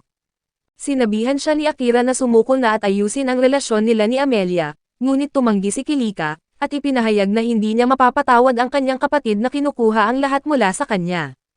Sumugod siya ng isa pang malakas na atake, na nagpabalik kay Akira, ngunit nang itinabig niya ang wind spell sa gilid ay tumama ito sa mga sundalong elf. Inutusan ni Akira si Knight na protektahan si Amelia mula sa mga walang ingat na atake, kaya nagbago ng anyo si Knight sa kanyang mas malaking porma para harangan ang mga atake ng hangin. Samantala, sumigaw si Kilika na wala nang natira sa kanya dahil kinuha na ito ni Amelia. Naalala niya ang kanilang kabataan, nang magkasama pa sila, ngunit nang malaman na si Amelia ay isang spirit medium na kayang hubugin ang mundo kung mabubuo ang kanyang kapangyarihan, nagsimulang tanggapin ng iba si Amelia. Dahil doon ay tumigil na sila sa pag-aalala kay Kilika, at ang pagkabigo na iyon ang nagpabago sa kanya, at ngayon ay gusto niyang bawiin ang lahat mula kay Amelia, na nakatingin sa kanya ng may pag-aalala. Sa sandaling iyon, dumating si Liam na may dalang isang bagay na binalot at hiniling kay Amelia na gamitin ito para iligtas si Kilika. Ang bagay ay isang sanga mula sa Holy Tree, at gamit ang kapangyarihan nito, pinalaya ni Amelia ang lahat mula sa panghihimasok ni Kilika sa isip ng iba. Nang makita na wala na siyang kontrol sa sinuman, nawalan ng bait si Kilika at ibinuhos ang kanyang buong lakas para atakihin si Akira. Napagtanto niya na kung maiiwasan niya ito ay mapapahamak si Amelia, kaya gumamit siya ng shadow magic para labanan ang wind attack ni Kilika, ngunit alam niya na mas malakas siya at mapapatay ng kanyang atake si Kilika kung magpapatuloy ito. Sa isang iglap, hinila niya ang shadow magic patungo sa kanyang sarili, at habang bumalot sa kanya ang mga anino ay natakot si Akira na maaaring masaktan siya, ngunit sa kanyang pagtataka, ang kanyang katawan ay binigyan ng isang madilim na aura. Hindi niya maintindihan kung ano ang nangyayari, ngunit sumugod pa rin siya pasulong, nagkabanggaan sila ni Kilika at natumba ito. Nabigo si Kilika dahil wala nang natira sa kanya at nagsimulang umiyak, ngunit sinabihan siya ni Akira na tigilan na ang pagdadalamhati, dahil hindi niya nakikita ang mga taong tunay na nag-aalala sa kanya. Lumapit sina Amelia at Liam, at sinabi ni Kilika na maliit ang tingin niya kay Liam dahil siya ang unang nakalaya sa kanyang panghihimasok sa isip. Inakusahan niya itong pumunta agad kay Amelia ng makalaya, ngunit ipinaliwanag ni Amelia na hindi naman talaga ito naapektuhan ng kanyang spell. Hindi ito pinaniniwalaan ni Kilika at tinanong kung paano siya mapaparusahan para sa kanyang mga kasalanan, ngunit sinabi ng hari na kung may sino mang dapat parusahan, siya mismo iyon. Nang hindi maunawaan ni Kilika, tinanggal niya ang magic spell na kanyang ibinuhos dito. Bumalik ang mga nawalang alaala ni Kilika, noong bata pa siya, nagsikap siyang maging malakas at gustong pumasok sa piitan para mag-level up. Ngunit pinayagan lamang siya ng kanyang ama na pumunta hanggang sa ikatlong palapag, at nagtataka siya kung sapat na iyon. Isang araw, isang misteryosong babae ang nag-alok na tulungan siyang maging malakas ng mabilis, binigyan siya ng isang magic spell na makakatawag ng malalakas na halimaw para mapabilis ang kanyang pagsasanay. Tinanggap ito ng inosenteng babae nang hindi na nag-iisip, ngunit nang gamitin niya ito, lumitaw ang mga malalakas na orc, at hindi niya ito natalo kahit na ibigay pa niya ang lahat ng kanyang lakas. Sinubukan niyang tumakas, ngunit sumunod sa kanya ang mga orc palabas ng dungeon. Ngayon ay natakot siya para sa kaligtasan ng kanyang mga tao, kaya nagpasya siya na harapin ang mga orc. Sa sandaling malapit na siyang matalo, dumating si Liam kasama ang mga sundalo para tumulong, ngunit isang mabilis na goblin ang tumalon mula sa mga damo at sinaksak ang dibdib ni Liam. Habang natutuwa ang misteryosong babae at ipinagdiwang ang tagumpay ng kanyang plano, labis na nalungkot si Kilika, kaya napilitan ang hari na gumamit ng mahika para kalimutan niya ang lahat ng nangyari. Sa kabutihang palad, niligtas ni Amelia ang lahat sa pamamagitan ng paglikha ng isang spell para buhayin si Liam at ang mga nasugatan na sundalo. Mula noon, umiwas ang lahat kay Kilika para hindi mapagbantaan na malaman niya ang totoo, na naging dahilan para isipin niyang tinanggihan na siya para kay Amelia na spirit medium. Ipinaliwanag ng hari na gusto niyang manalo si Kilika sa laban kontra si Akira, para patunayan ang kanyang halaga bilang isang prinsesa at bigyan siya ng kumpiyansa para harapin ang pagkabigla ng pagbabalik ng kanyang mga alaala. Ngunit dahil hindi siya nanalo, kinailangan niyang ibalik ang mga alaala nito sa ibang paraan. Biglang lumuhod si Liam sa harap ni Kilika, ipinaliwanag na ayaw niyang masaktan ni Kilika si Amelia, kaya nagkukunwari siyang naapektuhan ng kanyang gayumang spell at tumulong sa pagpapaalis kay Amelia. Hindi makapaniwala si Kilika, at ibinunyag ng hari na isang dahon mula sa World Tree ang pumasok sa katawan ni Liam nang mabuhay ito muli, na ginawang halos hindi maapektuhan ng anumang negatibong epekto. Humingi ng paumanhin si Liam dahil hindi niya naayos ang mga bagay para hindi magdulot ng pinsala, at napagtanto ni Kilika na siya ang nasa maling landas mula pa noong una. Siya ang nagsisisi sa lahat kay Amelia, kahit na siya mismo ang sanhi ng mga problema ng lahat sa paligid niya. Nagsimulang umiyak at sinaktan ang kanyang sarili sa mga salita, ngunit pinigilan siya ni Amelia at sinabing kahanga-hanga naman si Kilika. Nagkaroon ng emosyonal na pagkikita muli ang magkapatid, at nagmadaling tumakbo ang mga sundalo para tingnan si Kilika at gamutin ang kanyang mga sugat. Nagulat siya nang makitang nag-aalala ang lahat sa kanya kahit na hindi na siya nasa kontrol ng iba. Nang gabing iyon, naghanda ng pagdiriwang ang hari para kay Akira bilang pagdiriwang sa kanyang tagumpay sa laban, at sumang-ayon na hayaan na si Amelia ang magpasya para sa kanyang sariling hinaharap. Pinili niyang sumama kay Akira kahit saan ito pumunta, at ibinunyag nito na ang susunod nilang pupuntahan ay ang Beastman Continent, dahil sinabi ni Knight na iyon ang pinakamagandang lugar para ipagpatuloy ang kanyang paglalakbay. Matapos ang pagdiriwang, tinawag ni Amelia si Akira sa isang tahimik na lugar at hiniling na sabihin ang kanyang pangalan. Ginawa niya ito, at masaya si Amelia na marinig itong tawagin siya sa pangalan, at nangakong hindi na sila maghihiwalay, ngunit kinikilabutan si Knight sa kanilang pag-uugali na parang mga bata. Samantala, ang mga kaklase ni Akira ay nasa isang barko. Humingi ng paumanhin si Sato kay Asahi dahil hindi na nila hinintay pa si Akira, ngunit naiintindihan ito ni Asahi, dahil hindi sila lalakas kung mananatili lamang sila sa isang lugar. Iyon ang dahilan kung bakit sila patungo sa Beastman Continent para magsanay at makakuha ng mas mahusay na mga sandata. Hindi nagtagal, oras na para umalis na sina Akira at Amelia sa kaharian ng mga elf, at nagtitipon ang lahat para magpaalam sa kanila. Lubos nang naayos ang relasyon ni na Amelia at Kilika, sinabihan ni na Liam at Akira ang isa't isa na alagaan ng mabuti ang kanilang mga kasama. Pagkatapos ay sinabi ng hari na may mga sundalong sasama sa kanila hanggang sa hangganan ng kanilang bansa, dahil maraming mga krimen ang nangyari sa lugar na iyon nitong mga nakaraang araw. Niyakap ni Amelia si Akira, sinasabing sapat na ang lakas nito para protektahan siya, ngunit nababahala pa rin ang hari. Kusang loob na sinabi ni Kilika na siya na ang pupunta para protektahan si Amelia sa halip na magpadala ng mga sundalo, at gusto ring sumama ni Liam. Ang lahat ng iba pang sundalo ay nag-alok din na sumama, ngunit tumanggi si Akira dahil ayaw niyang maging kilalang tao. Sumakay sina Akira at Amelia sa isang karwahe patungo sa hangganan, habang ang mga sundalo ay nagbabantay sa paligid. Tinanong ni Akira si Knight kung bakit tahimik ito sa harap ng hari ng mga elf, at sumagot si Knight na karamihan ay hindi mahilig sa mga halimaw, kaya nanahimik siya para hindi magdulot ng problema kay Akira. Tinanong pa ni Akira kung maaari bang mapahamak si Knight sa Demon King kung masyadong mahinahon ito. Kinumpirma ito ni Knight, dagdag pa na konektado pa rin ang kanyang mga pandama sa Demon King, na nakakakita at nakakarinig sa lahat ng ginagawa niya. Gayunpaman, hindi kinokontrol ng Demon King ang kanyang pag-uugali o katapatan, at ipinahayag ni Knight na hindi niya tatalikuran si Akira. Nang itanong ni Akira kung ano ang gagawin niya kung kailangan nilang labanan ang Demon King, sinabi ni Knight na ayaw na niyang isipin iyon ngayon. Ipinaliwanag nito na gustong makita ng Demon King si Akira, at iminungkahi ni Amelia na baka gusto lang nitong maging kaibigan si Akira. Sumang-ayon si Knight, binanggit kung gaano kahanga-hanga si Akira nang balutin niya ang sarili ng Shadow Magic, isang kasanayan na hindi makakayang gamitin ng sinumang bayani. Sinabi ni Akira na hindi naman kasing kahanga-hanga tulad ng iniisip nila, ngunit sa sandaling iyon, tumunog ang kanyang kakayahan sa pagtukoy ng panganib. Inutusan niyang ihinto ang karwahe at lumabas para makita ang mga kriminal na naghihintay kasama ang isang bihag.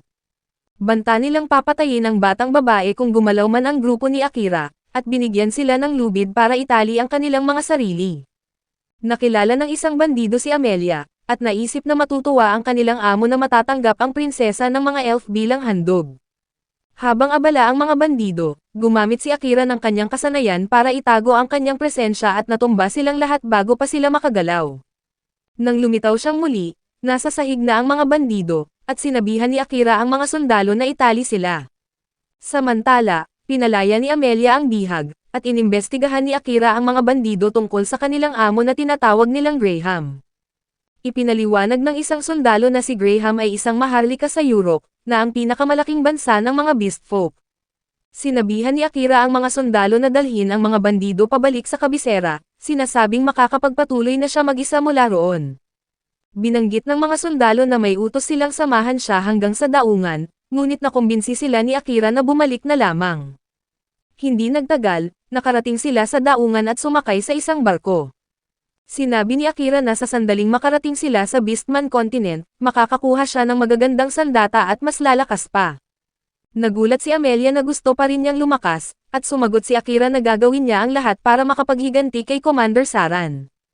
Binanggit ni Knight na ang bayan sa daungan ng kontinente ay may piitan kung saan maaari siyang magsanay, bagamat tatagal ng ilang araw ang paglalakbay kaya dapat silang magpahinga at tamasahin ang biyahe. Habang nagsisimula ng maglayag ang barko, natuwa si Amelia at nagsalita tungkol sa paggaya ng mga eksena mula sa mga pelikula, na gustong gawin ng kilalang post kasama siya. Ngunit si Akira ay isang taong mahiyain at tahimik, kaya hindi siya binigyang pansin, at sa halip ay nagsimulang basahin ang isang aklat na ibinigay sa kanya ng hari bilang regalo. Sinumpa ni Amelia ang kanyang ama dahil binigyan ito ng bagay na nakakagambala sa kanya, ngunit hindi ito pinansin ni Akira. Patuloy siyang nagbabasa sa buong paglalakbay, at lumipas ang mahabang panahon, nakarating na sila sa Beastman Continent. Ang kanilang unang destinasyon ay ang bayan ng Daungan ng Ur, kung saan napansin ni Akira na mga tao lamang ang gumagawa ng mabibigat na trabaho. Hindi niya ito pinag-isipan ng mahaba at nagpatuloy sa kanyang daan, ngunit tatlong mga mandurukot ang humadlang sa kanya at hiniling na iwanan niya ang batang elf at tumakas na lamang. Ang kanilang ugali ang nagbigay ideya sa kanya na ang mga beastman ay may diskriminasyon laban sa mga tao.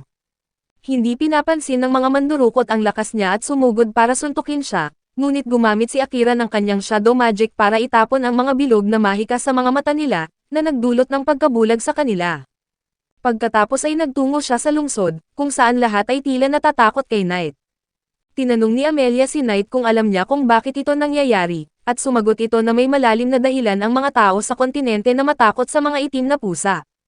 Hindi nagtagal, nagbook ng kwarto sina Akira at Amelia sa Sugo Hotel at nag-enjoy ng masustansyang pagkain. Nagpa siya si Akira na magpahinga, ngunit sinabi ni Amelia na napakalaki ng kanilang mga kama, at iminungkahi niya na sapat na ang isang kama para sa kanilang dalawa. Nagulat si Akira sa kanyang direktang pananalita, at nagsimulang gampanan ni Knight ang papel bilang gwardya para kay Amelia, sinabing maglalakad muna siya sa gabi at dapat nilang gawin ang gusto nila. Nabigla si Akira habang masayang pumasok si Amelia sa banyo para maligo, ngunit nang lumabas siya, tila natutulog na si Akira. Gayunpaman ay ayaw niyang gisingin ito, kaya dahan-dahang hinalikan niya ito sa pisngi at humiga sa tabi nito.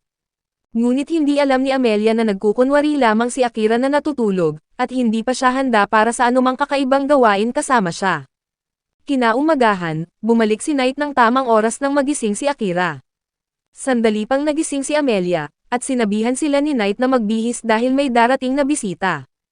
Ang bisita ay si Crow, isang beastman na panday na tinawag ni Knight para tulungan si Akira. Malungkot na sumagot si Crow na hindi siya maaring tumanggi sa tawag mula sa Nightmare of Alderia, at nagtataka si Amelia sa pangalang iyon, ngunit may ideya na si Akira kung ano ito at hindi na siya nagtanong pa. Ipinakilala niya ang sarili, at agad na hiniling ni Crow na makita ang kanyang sandata. Ipinakita ni Akira ang kanyang espada na may maraming gasgas, at agad na nalaman ni Crow kung saang piitan ito ginamit batay sa mga pattern ng pinsala.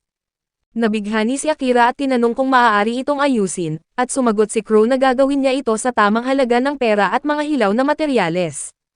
Sumang-ayon si Akira, pagkatapos ay humiling ng 20 sandatang panghagis. Napagtanto ni Crow na si Akira ay isang assassin, ngunit binanggit na parang hindi pa handa ang isip niya para hawakan ang mga kalidad na sandata nang hindi ito masisira. Naiinis si Amelia nang marinig ito, ngunit sinabihan siya ni Akira na tumahimik dahil tama naman si Crow. Idinagdag pa ni Knight na bagamat panday na ngayon si Crow, dati itong miyembro ng Heroes Party. Nagulat sina Akira at Amelia, ngunit ayaw ng pag-usapan ni Crow ang nakaraan, at iniabot niya kay Akira ang listahan ng mga kailangang materyales at halaga ng pag-aayos bago umalis. Sinabi ni Knight kay Akira na sa kabila ng mayabang na ugali ni Crow, ito ang pinakamahusay na panday sa buong kontinente. Naniniwala si Akira, ngunit nagtanong kung paano siya mabilis na makakakuha ng kailangang pera. Iminungkahi ni Knight na pumunta sila sa dungeon para manghuli ng mga halimaw, upang makakakuha siya ng pera at makakalikom ng maraming materyales ng sabay. Samantala, hindi mapakali si Amelia at biglang sinabing pupunta siya para kausapin si Crow, at sinabi ni Akira kay Knight na samahan siya habang siya naman ay mangangalap ng impormasyon. Sinundan ni Amelia si Crow sa kanyang pagawaan, at malamig itong tinanong kung ano ang kailangan niya. Binanggit ni Amelia na ang dating Heroes Party ay nabigo na talunin ang Demon Lord, at tanging ang bayani at mga miyembro ng Beastman ang nakauwi. Akala ni Crow na gusto niyang magtanong tungkol sa elf na miyembro rin ng kanilang grupo, ngunit hindi interesado si Amelia. Sa halip, gusto niyang matutong lumaban mula sa kanya, ipinapaliwanag na siguradong malakas ito para makatakas mula sa kastilyo ng Demon Lord. Agad na tumanggi si Crow at sinabing hindi na siya tatanggap pa ng mga alagad. Tinanong ni Amelia kung mayroon na itong mga estudyante dati, at ibinunyag ni Crow na marami na itong tinuruan noon, ngunit walang sino man ang nakayanan ang kanyang pagsasanay dahil sila ay natakot sa pressure at tumakas na lamang. Nangako si Amelia na hindi siya susuko at gusto niyang manatili kay Akira, ngunit alam niyang mas malakas ito kaysa sa kanya at nais niyang makahabol sa antas nito. Patuloy pa ring tumanggi si Crow, pagkatapos ay lumingon kay Knight at sinabing tinanggap niya lamang ang kahilingan na ayusin ang mga sandata ng kanyang amo at wala nang iba pa. Kinikilala ito ni Knight, dagdag pa na hindi amo ni Knight si Amelia kaya malayang tinanggihan ang kanyang kahilingan. Gayunpaman, hindi siya natutuwa na tinatawag siya ng Nightmare of Adoria tuwing pagkakataon.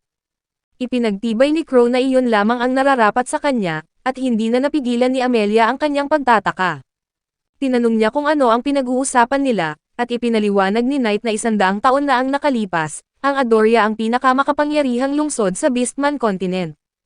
Inutusan siya ng Demon King na atakihin ito bilang pagbayad dahil sa pagsalakay ng mga Beastman sa kanyang teritoryo, at ang tanging layunin niya ay magdulot ng pinsala at takutin ang mga pinuno. Ngunit nangingibabaw ang kanyang instinct bilang halimaw, nawalan siya ng kontrol, at ganap na sinira ang lungsod.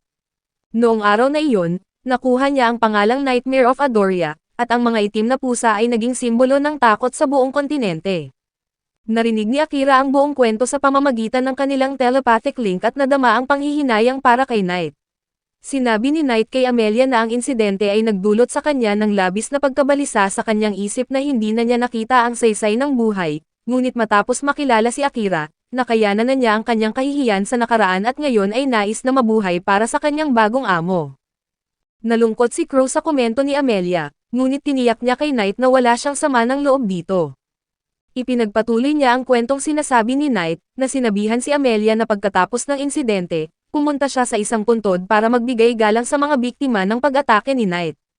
Nakakagulat na nandoon din si Knight, at nagkakakilala sila.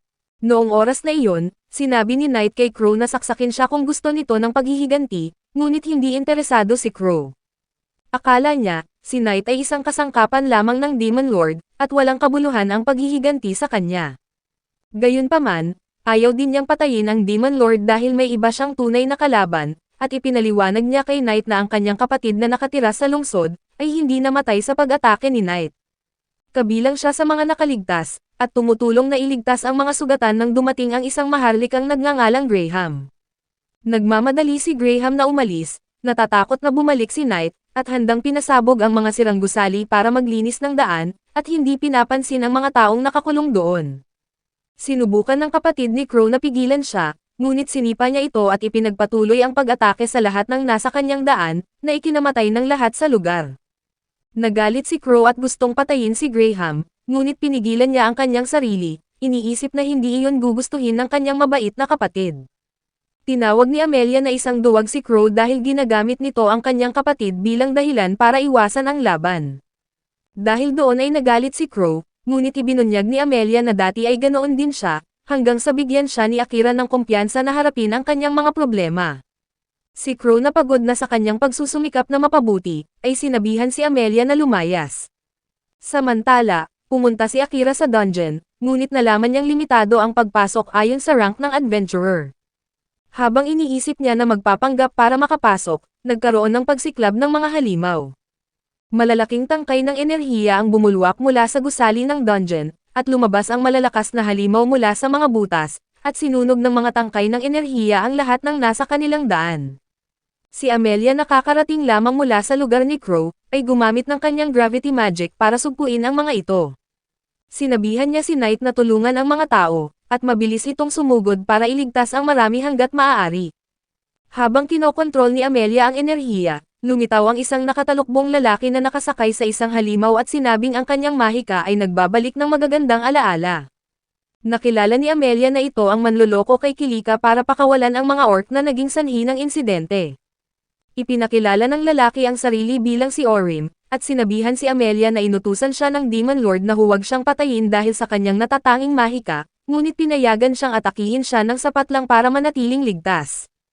Pagkatapos ay nagpatugtog siya ng kakaibang plauta, nagpadala ng enerhiya para palibutan si Amelia. Napansin ni Amelia ang mga halimaw na naghihintay sa loob ng enerhiya at napagtanto niya na ganap siyang nakulong, na walang paraan para iwasan ang atake ni Orim. Si Akira na abala sa pakikipaglaban sa mga halimaw, ay kinontak ni Knight, na nagsabing dinukot si Amelia ng isang demonyo at dinala sa dungeon. Agad na sumugod si Akira sa dungeon, ngunit napakaraming halimaw, at ang asol na enerhiya ay humaharang din sa kanyang daan. Kumuha siya ng espada mula sa kamay ng isang patay na tao at nagsimulang manghuli ng mga halimaw, ngunit hindi ito sapat na mabilis na pamamaraan. Sa sandaling iyon, dumating si Knight at humingi ng paumanhin dahil hindi niya naprotektahan si Amelia, ngunit sinabi ni Akira na wala na itong saysay ngayon. Sinabihan niya si Knight na umatras, dahil sabay-sabay niyang haharapin ang lahat. Agad na lumipad si Knight, at pinakawalan ni Akira ang kanyang shadow magic para kainin ang lahat ng halimaw at ang asol na enerhiya. Nararamdaman niyang nalulunod siya sa galit, napagtanto na si Amelia ay naging napakahalaga para sa kanya kaya nararamdaman niya ang matinding emosyon. Nangako siyang ililigtas niya ito sa anumang paraan, ngunit pagkatapos niyang gamitin ang lahat ng kanyang shadow magic, nawalan siya ng malay dahil sa labis na paggamit ng enerhiya. Pinapanood ni Knight ang lahat ng ito mula sa kalangitan, at nang bumagsak si Akira, mabilis siyang lumapit sa tabi nito. Habang iniisip niya kung paano siya tutulungan, narinig niya ang boses ng sistema na naglilingkod kay Akira. Sinabi ng boses na gumamit si Akira ng mas maraming mana kaysa sa kayang hawakan ng kanyang katawan, kaya automatikong gumagana ang healing shadow magic para gamutin siya. Mabilis na binalot ng mga anino si Akira, at nagsimulang kumislap ang kanyang katawan habang ginagamit ng shadow magic ang nakaimbak na mana para ayusin siya. Tanging si Knight lamang ang nakapanood nito ng may pagkamangha at pagtataka, hindi maintindihan kung ano ang nangyari. Makalipas ang isang araw, nagising si Akira nang may pagkabigla at tinanong si Knight kung nasaan siya ngayon. Ibinunyag ni Knight na dinala niya ito sa bahay ni Crow matapos siyang mawalan ng malay, at nang makita ang lumulubog na araw, tinanong ni Akira kung 5 oras siyang walang malay. Sinabi ni Knight na 1 araw at 5 oras siyang walang malay, at naintindihan niya ito dahil sa dami ng mana na sabay-sabay niyang ginamit. Sinabihan niya si Akira na sa kabutihang palad, automatikong gumagana ang kanyang shadow magic at ginagamot siya, kung hindi ay namatay na siya. Nang tanungin kung ano ang shadow magic, sumagot si Akira na wala siyang ideya, ngunit sinabing hindi ito mahalaga ngayon dahil may mas malaki silang problema. Agad siyang bumaba kung saan naghihintay si Crow, at pinasalamatan ni Akira si Crow sa pagpapahiram sa kanya ng pinakamahusay na silid at hiniling na idagdag ito sa kanyang bayarin. Pagkatapos ay tinanong ni Crow kung saan siya pupunta, at sumagot si Akira na kailangan niyang iligtas si Amelia sa lalong madaling panahon. Sinabi ng panday na mahigit 1 araw na ang lumipas, at baka nasa Demon Continent na si Amelia. Idineklara ni Akira na pupunta siya sa kastilyo ng Demon Lord, ngunit sinabihan siya ni Crow na kumalma.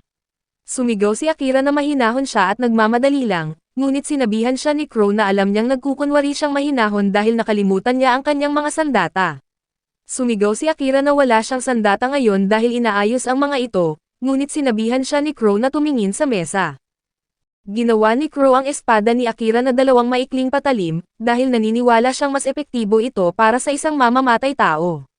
Siya rin ang sumagot sa gastos sa pag-aayos nito dahil sa pagmamadali, ngunit hiniling niya kay Akira na bayaran siya sa lalong madaling panahon. Tiningnan ni Akira ang kanyang sandata at nagpasalamat kay Crow, na nagbigay naman ng isa pang regalo, na isang singsing. Sinabi ni Crow na ang singsing ay ginawa ng 2 o 3 bayani, at nakaukit sa singsing ang mga salita na isang bakla ang lalaki sa harap niya, na ikinagulat ni Crow nang mabasa ito ni Akira. Ipinaliwanag ni Akira na ito ang wika ng kanyang mundo, at nang tanungin ni Akira ang tungkol sa gamit ng singsing, ibinunyag ni Crow na tumutulong ito sa nagsusuot na mahanap ang kanilang hinahanap. Agad na isinuot ni Akira ang singsing at lumabas ang kapangyarihan nito, isang laser pointer ang lumabas mula sa singsing, na itinuro siya patungo sa piitan. Sinabi ni Crow kay Akira na swerte siya dahil hindi pa nadala ng mga demonyo si Amelia sa mundo ng mga demonyo, at mabilis na isinuot ni Akira ang kanyang gamit at sumakay kay Knight patungo sa piitan. Gayunpaman ay pinagbilinan ni Knight si Akira na huwag masyadong magmadali tulad ng dati.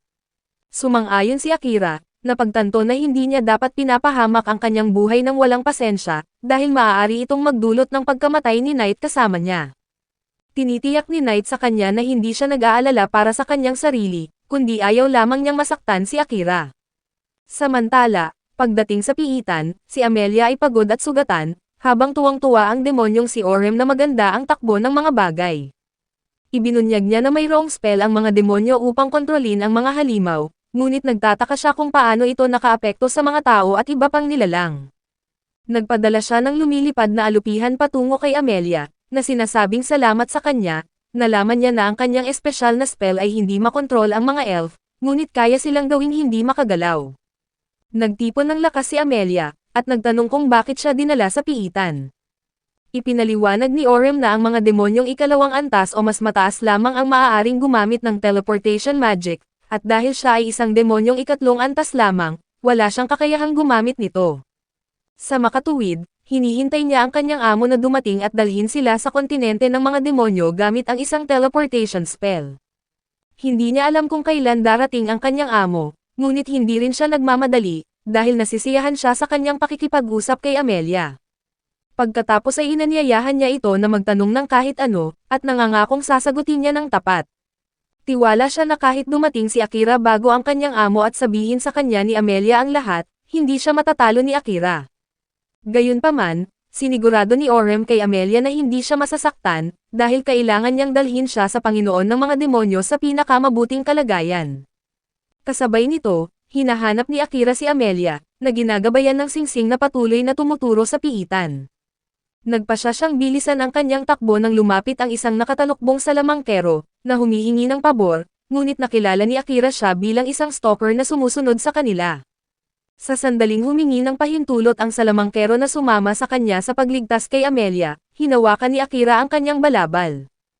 Hiningi niya na ipahayag nito kung paano niya kilala si Amelia, at kung makita niyang delikado ang kalagayan nito, papatayin niya ang salamangkero kaagad. Ipinaliwanag ng babae ang kanyang kakayahang scent tracker, idinetalye kung paano niya ito ginamit upang sundan si Amelia hanggang sa mawala ito sa piitan. Ginamit din niya ang kakayahan upang malaman na si Akira ay patungo sa piitan at ngayon ay nais niyang tulungan siya. Pinatunayan ni Knight na nagsasabi ng totoo ang babae, kaya't binitawan siya ni Akira, pagkatapos ay tinanong niya kung bakit gusto niyang sumama sa kanya. Ipinakilala ng babae ang kanyang sarili bilang si Leia, ang unang prinsesa ng bansang Beastfolk ng Europe. Nakatanggap siya ng impormasyon na pinupuntirya ng Demon Lord si Amelia at dumating siya upang sabihan sina Amelia at Akira tungkol dito. Gayunpaman, inakala niya na hindi magtitiwala si Akira sa isang estranghero ng walang patunay, kaya't nagpasya siya na sundan si Akira hanggang sa umatake ang mga demonyo kahapon. Nanatiling bahagyang hindi nagtitiwala si Akira, kaya't ginamit niya ang kanyang world eye sa kanya, na nagkukumpirma ng kanyang katapatan. Pagkatapos ay tinanong niya ang tungkol sa kanyang kakayahang spirit barrier, na nag-alala kay Leia, at nagtanong siya kung paano niya nalaman ang tungkol sa kanyang mga kakayahan, ngunit pinilit ni Akira ang isang sagot. Ipinaliwanag niya na ang normal na mga barrier ay nakakabit sa mga espasyo, ngunit ang kanyang spirit barrier ay maaaring ilapat sa mga gumagalaw na target. Nagtanong si Akira kung maaari rin itong ilapat sa mga tao, at kinumpirma ni Leia. Sinabi niya kay Akira na ang kanyang kakayahan ay magiging napakalaking tulong sa kanya. Pagkatapos ay ibinunyag niya na hinahabol ng demonyo ang resurrection magic ni Amelia, at hindi nila ito maaaring hayaang makuha. Dahil doon ay nagulat si Akira at agad na sumakay kay Knight, na sinasabi kay Leia na sumakay din. Nagtanong si Knight kung sigurado ba siya na mapagkakatiwalaan nila ang babae, at sinagot ni Akira na kailangan nila ang kanyang kapangyarihan upang iligtas si Amelia, at wala silang ibang pagpipilian sa ngayon. Samantala, nalaman din ni Amelia ang plano ng demonyo at medyo nagulat. Tinanong niya si Orem kung bakit nanaisin ng Demon Lord ang kanyang resurrection magic, kung isasaalang-alang na ang mga demonyo ay halos nabubuhay ng walang hanggan at napakahirap patayin. Sumang-ayon si Orem, na sinasabing kaunti ang nakikita niyang halaga sa resurrection magic. Inaangkin niya na hindi ito epektibo kung ang target ay matagal ng patay at may mahabang cooldown. Nagtanong si Amelia kung paano niya nalaman ang lahat ng ito, at sinagot lang ni Orem na alam niya. Sinabi niya sa kanya na kapag namatay si Akira sa kanyang kamay sa lalong madaling panahon, hindi niya ito mailigtas gamit ang kanyang resurrection spell dahil kakagamit lang niya nito sa kanyang sarili. Tuwang-tuwa siyang nagsalita tungkol sa kung gaano kasakit ang mararamdaman ni Amelia kapag nakita niyang namatay si Akira, umaasang mas marami itong luha kaysa nikilika nang mamatay si Liam dahil sa kanya. Habang patungo sa piitan, naramdaman ni Akira na nakita na niya si Leia noon, nang siya ay bagong ipinatawag, at tinanong kung ano ang ginagawa nito doon. Sinimulang sabihin ni Leia ang kanyang nakaraan, ipinaliwanag na siya ay isang ordinaryong dalaga sa nayon hanggang sa lumitaw ang isang itim na putik, na nilamon ang kanyang pamilya at nayon. Kumbinsido siya na may isang salamangkero na gumawa ng putik na iyon gamit ang ipinagbabawal na mahika at ipinako ito sa kanyang nayon, at ang kanyang misyon ngayon ay hanapin ang mga may gawa nito. Napagtanto ni Akira na ang slime na lumunok kay Amelia ay pareho sa nakita ni Leia. Ibinunyag ni Leia na siya ang tanging nakaligtas sa kanyang nayon, at dahil sa kanyang bihirang kakayahan, inampun siya ng maharlikang pamilya, kaya naging prinsesa siya. Ginamit niya ang kanyang kapangyarihan upang imbestigahan ang insidente, at natuklasan ang mga sekreto sa bansang nagpatawag kay Akira at sa iba pang mga bayani. Sinabi niya na maraming tao at beast folk ang nawawala nitong mga nakaraang taon, na ginamit bilang sakripisyo para sa ritual ng pagpapatawag. Sigurado si Leia na kasama ang kanyang nawawalang pamilya sa mga sakripisyo, kaya naman nais niyang obserbahan ng malapitan ang bayaning ipinatawag sa pamamagitan ng pag-aalay ng kanilang buhay. Ibinahagi ni Akira na siya rin ay mula sa ibang mundo, ngunit walang galit si Leia sa kanya. Ang kanyang galit ay nakatuon lamang sa hari at prinsesa na responsable, at inihayag ni Akira na mayroon din siyang matinding galit sa kanila. Tumanggi siyang maniwala na ipinatawag sila ng hari upang labanan ang pagsalakay ng Demon Lord, at kinumpirma ni Knight ang hinala ni Akira, na sinasabing hindi sinubukan ng mga demonyo na salakayin ang anumang ibang bansa sa nakaraang siglo, at ang lahat ay nag-iisip lamang sa kanila bilang isang masamang lahi na nakatuon sa karahasan. Sa sandaling iyon, narating nila ang pasukan ng piitan, at ipinabatid ni Knight kay Akira na kailangan nilang talunin ang 100 bilang ng mga halimaw upang malinis ang bawat palapag. Ang patakarang ito na itinakda ng unang Demon Lord na lumikha ng lahat ng piitan, ay hindi maaaring baliwalain. Sinabi ni Akira na ang normal na pagpapatuloy ay magtatagal, kaya plano niyang gamitin ang Shadow Magic upang mapabilis ang kanilang pag-unlad. Nagbabala si Knight na mapapagod si Akira bago pa man sila makarating sa demonyo sa bilis na ito, ngunit iginiit ni Akira na wala silang ibang pagpipilian. Nagmungkahi naman si Knight ng alternatibo, siya ang haharap sa mas maliliit na halimaw habang nagtitipid ng enerhiya si Akira para sa pangunahing laban. Gayunpaman, nagpahayag si Knight ng pag-aalala na maaari siyang mawalan ng kontrol at mag-amok kapag siya ay pumasok sa labanan, na posibleng makasakit kay Akira. Tinitiyak ni Akira sa kanya na pipigilan niya ito, at humingi siya ng tulong kay Knight, at agad na nagbago si Knight sa kanyang anyong may 3 ulo. Sinusunog ang napakaraming mga halimaw gamit ang apoy habang sumusugod sila sa mga koridor ng piitan. Habang nagsisimulang mawalan ng kontrol si Knight, na bumabangga sa mga dingding, sinabi ni Akira na panatilihin niya ang kanyang sarili. Ang boses ni Akira ay umabot kay Knight, na pakiramdam ay lumalangoy sa isang malawak na karagatan. Nakatulong sa kanya ang boses ni Akira, at hiniling niya kay Akira na patuloy na tawagin ang kanyang pangalan upang manatiling kontrolado. Medyo kakaiba ito para kay Akira ngunit sumunod siya, patuloy na kausap si Knight upang matulungan itong manatiling nakatuon.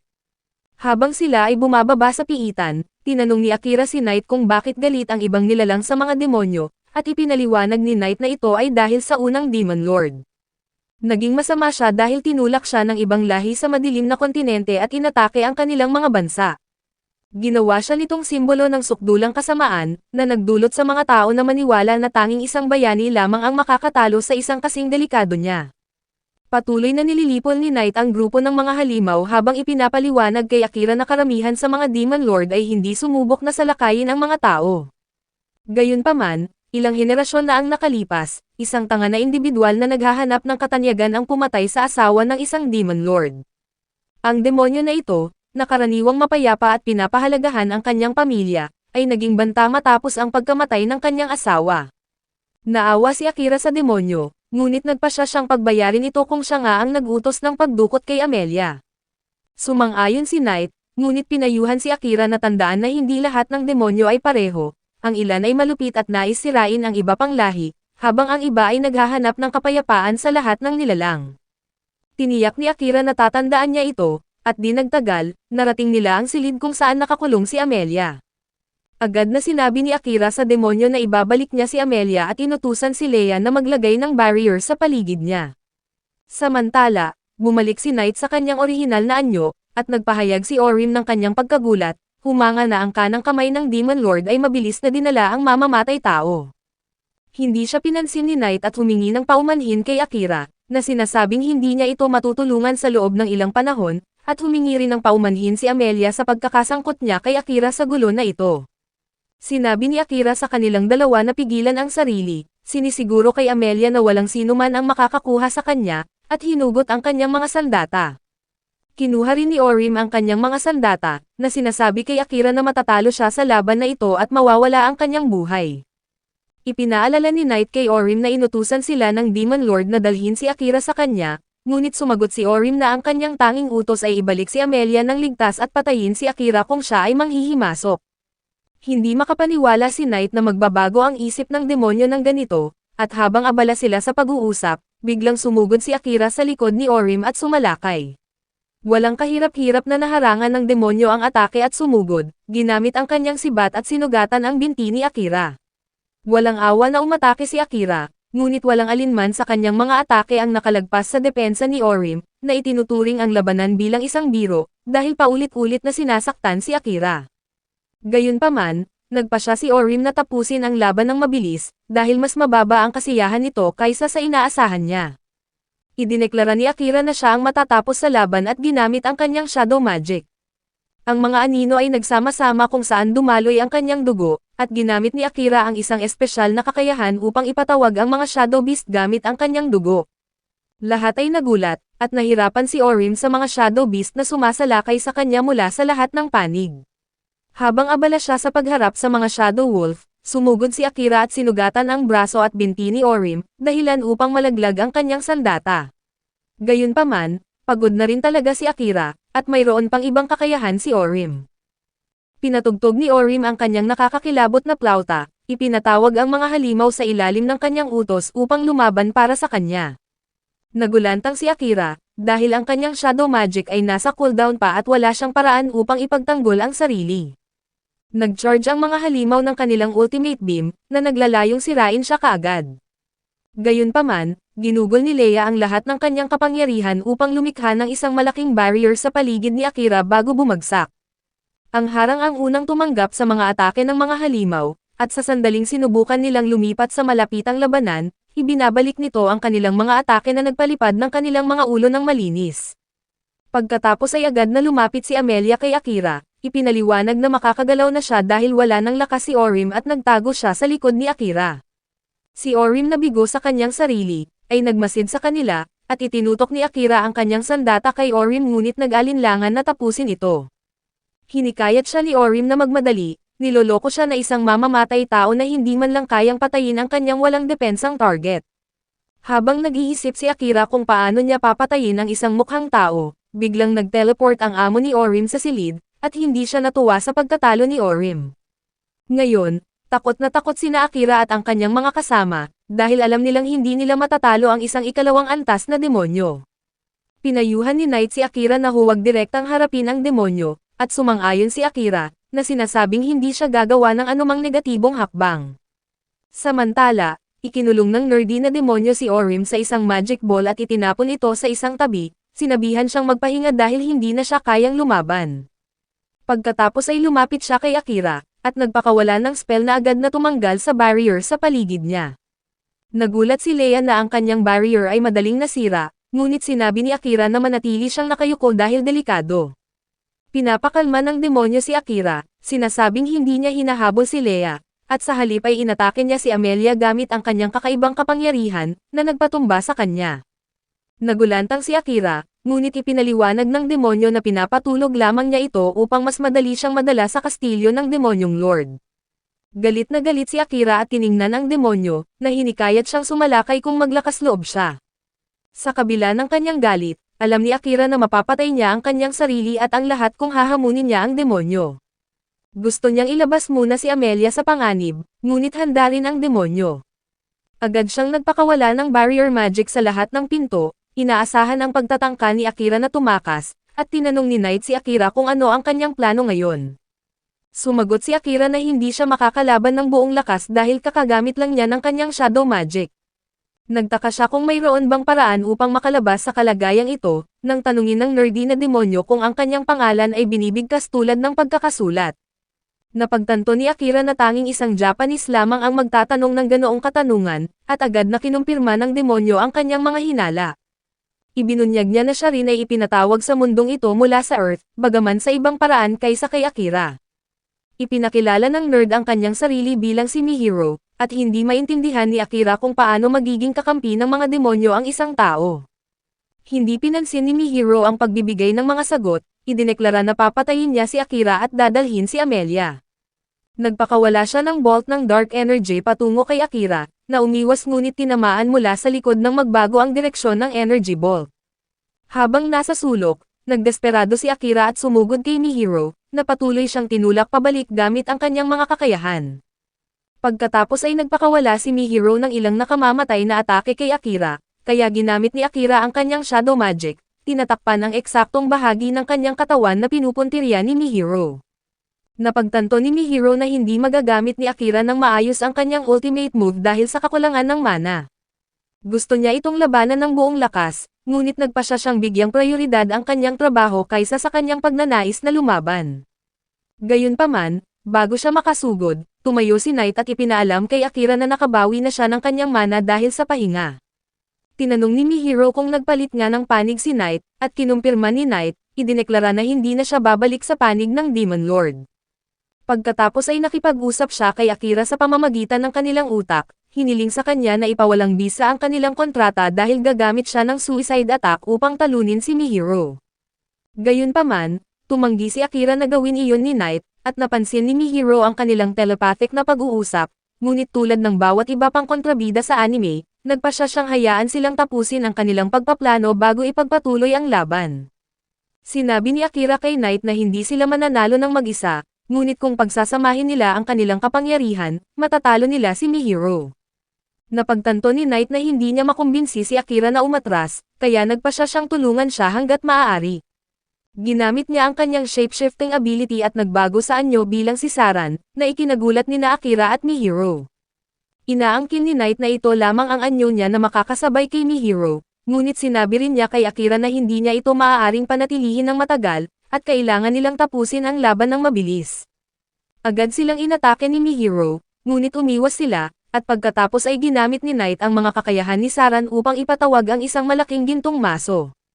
Nilabanan ni Mihiro ito gamit ang isang light element barrier, ngunit napansin ni Akira na dahil sa lahat ng liwanag na iyon, lumalaki at dumidilim ang mga anino. Inutusan niya si Knight na umatake, at sumunod si Knight, ngunit ang gintong maso ay nawasak nang tumama sa barrier. Pagkatapos ay lumikha si Mihiro ng isang magic circle sa himpapawid upang magpakawala ng mga kidlat, at iniwasan ni Akira ang lahat ng ito bago gumamit ng shadow magic upang balutan ang kanyang katawan. Dahil sa kanyang katawan na pinahusay ng anyong nababalutan ng anino, sumalakay siya kay Mihiro, at nagsimulang mahirapan si Mihiro sa pag-iwas sa mga atake ni Akira.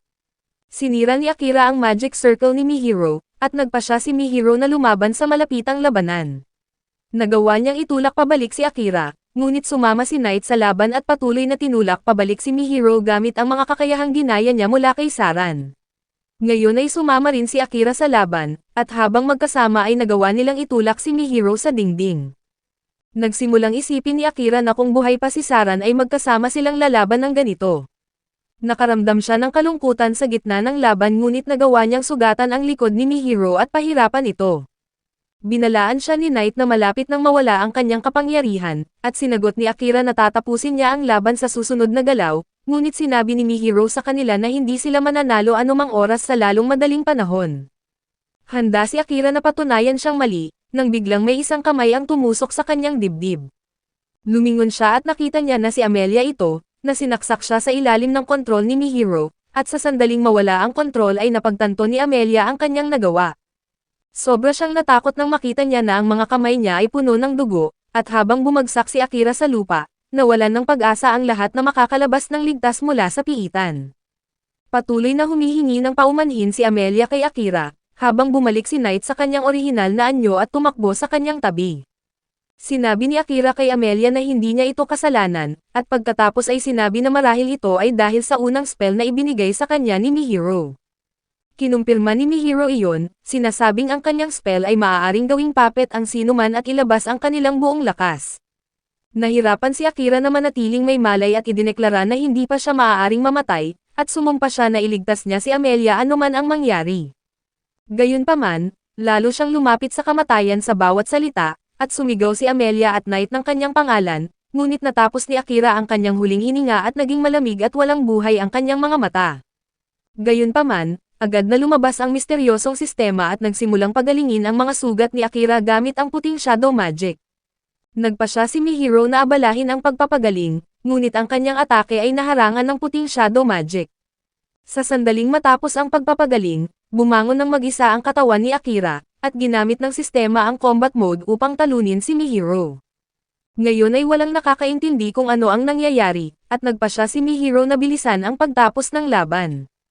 Inatake niya si Akira gamit ang kanyang magic blades, ngunit ginamit ni Akira ang shadow magic upang gumalaw ng mas mabilis kaysa sa kanya at agad na nagdulot ng matinding pinsala.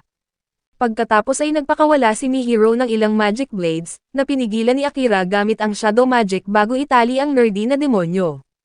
Sa puntong ito, napagtanto ni Mihiro na may nagko-control kay Akira, at inutusan siya ng sistema na kanselahin ang spell na ibinigay kay Amelia at umatras kaagad.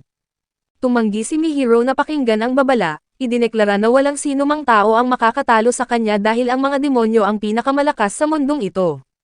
Sinabi ng sistema kay Mihiro na ang pagsisikap ay hindi laging nagbibigay ng gantimpala, ngunit maaari itong magbunga minsan kaya't walang sino man ang dapat sumuko nang hindi sinusubukan ang lahat ng kanilang makakaya.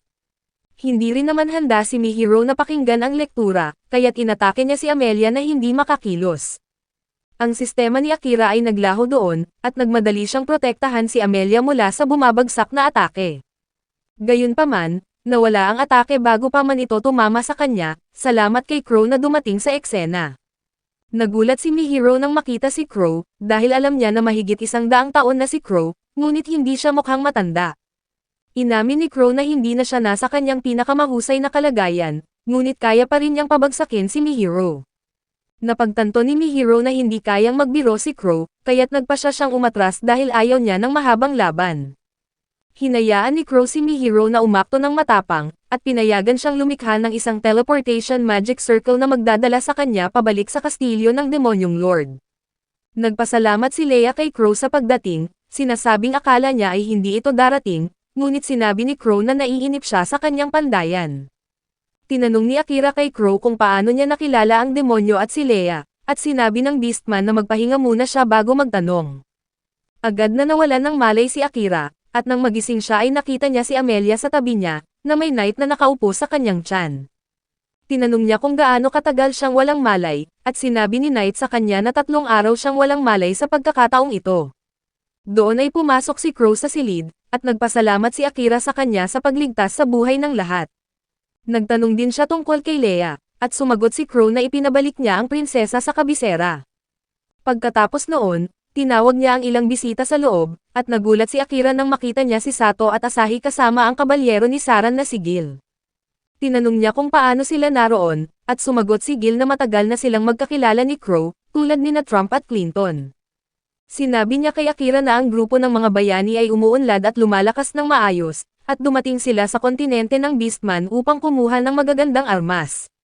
Natuwa si Asahi nang makita muli si Akira, sinasabing sabik siyang makita ito. Pinoproseso pa rin ni Akira kung paano sila nakalabas sa gayumang spell, at ipinaliwanag ni Sato na ginamit ni Gil ang kanyang kakayahan upang putulin ni Asahi ang ilang kristal, na nagpalaya sa kanila mula sa gayuma at pinayagan silang umalis sa kabisera. Nagpasalamat si Sato kay Akira sa pagwasak ng kanyang kristal at pagpapalaya sa kanya mula sa mahika ng prinsesa.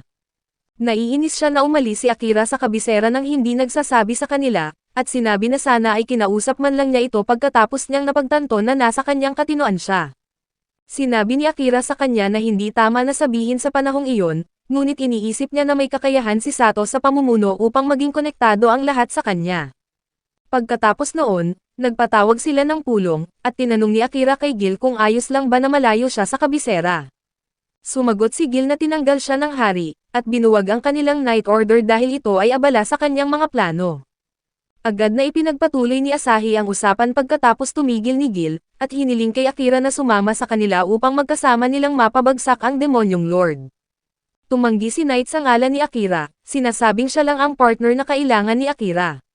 Sinabi ni Asahi sa kanya na manahimik, at nasaktan si Knight dahil ipinapalagay siya na parang pusa. Pinapakalma ni Akira ang dalawa at pagkatapos ay tinanong si Sato kung ano ang kanyang plano para sa hinaharap. Sumagot si Sato na nais niyang talunin ang demonyong lord, at pinagtawanan ni Knight ang ideya, at isang babae mula sa grupo ni Sato ang nagalit kay Knight sa pagiging masyadong mayabang. At dito na muna nagtatapos ang ating anime recap. Kung nag-enjoy ka ay huwag kalimutang mag-like, mag-subscribe at i-hit ang notification bell para lagi kang updated.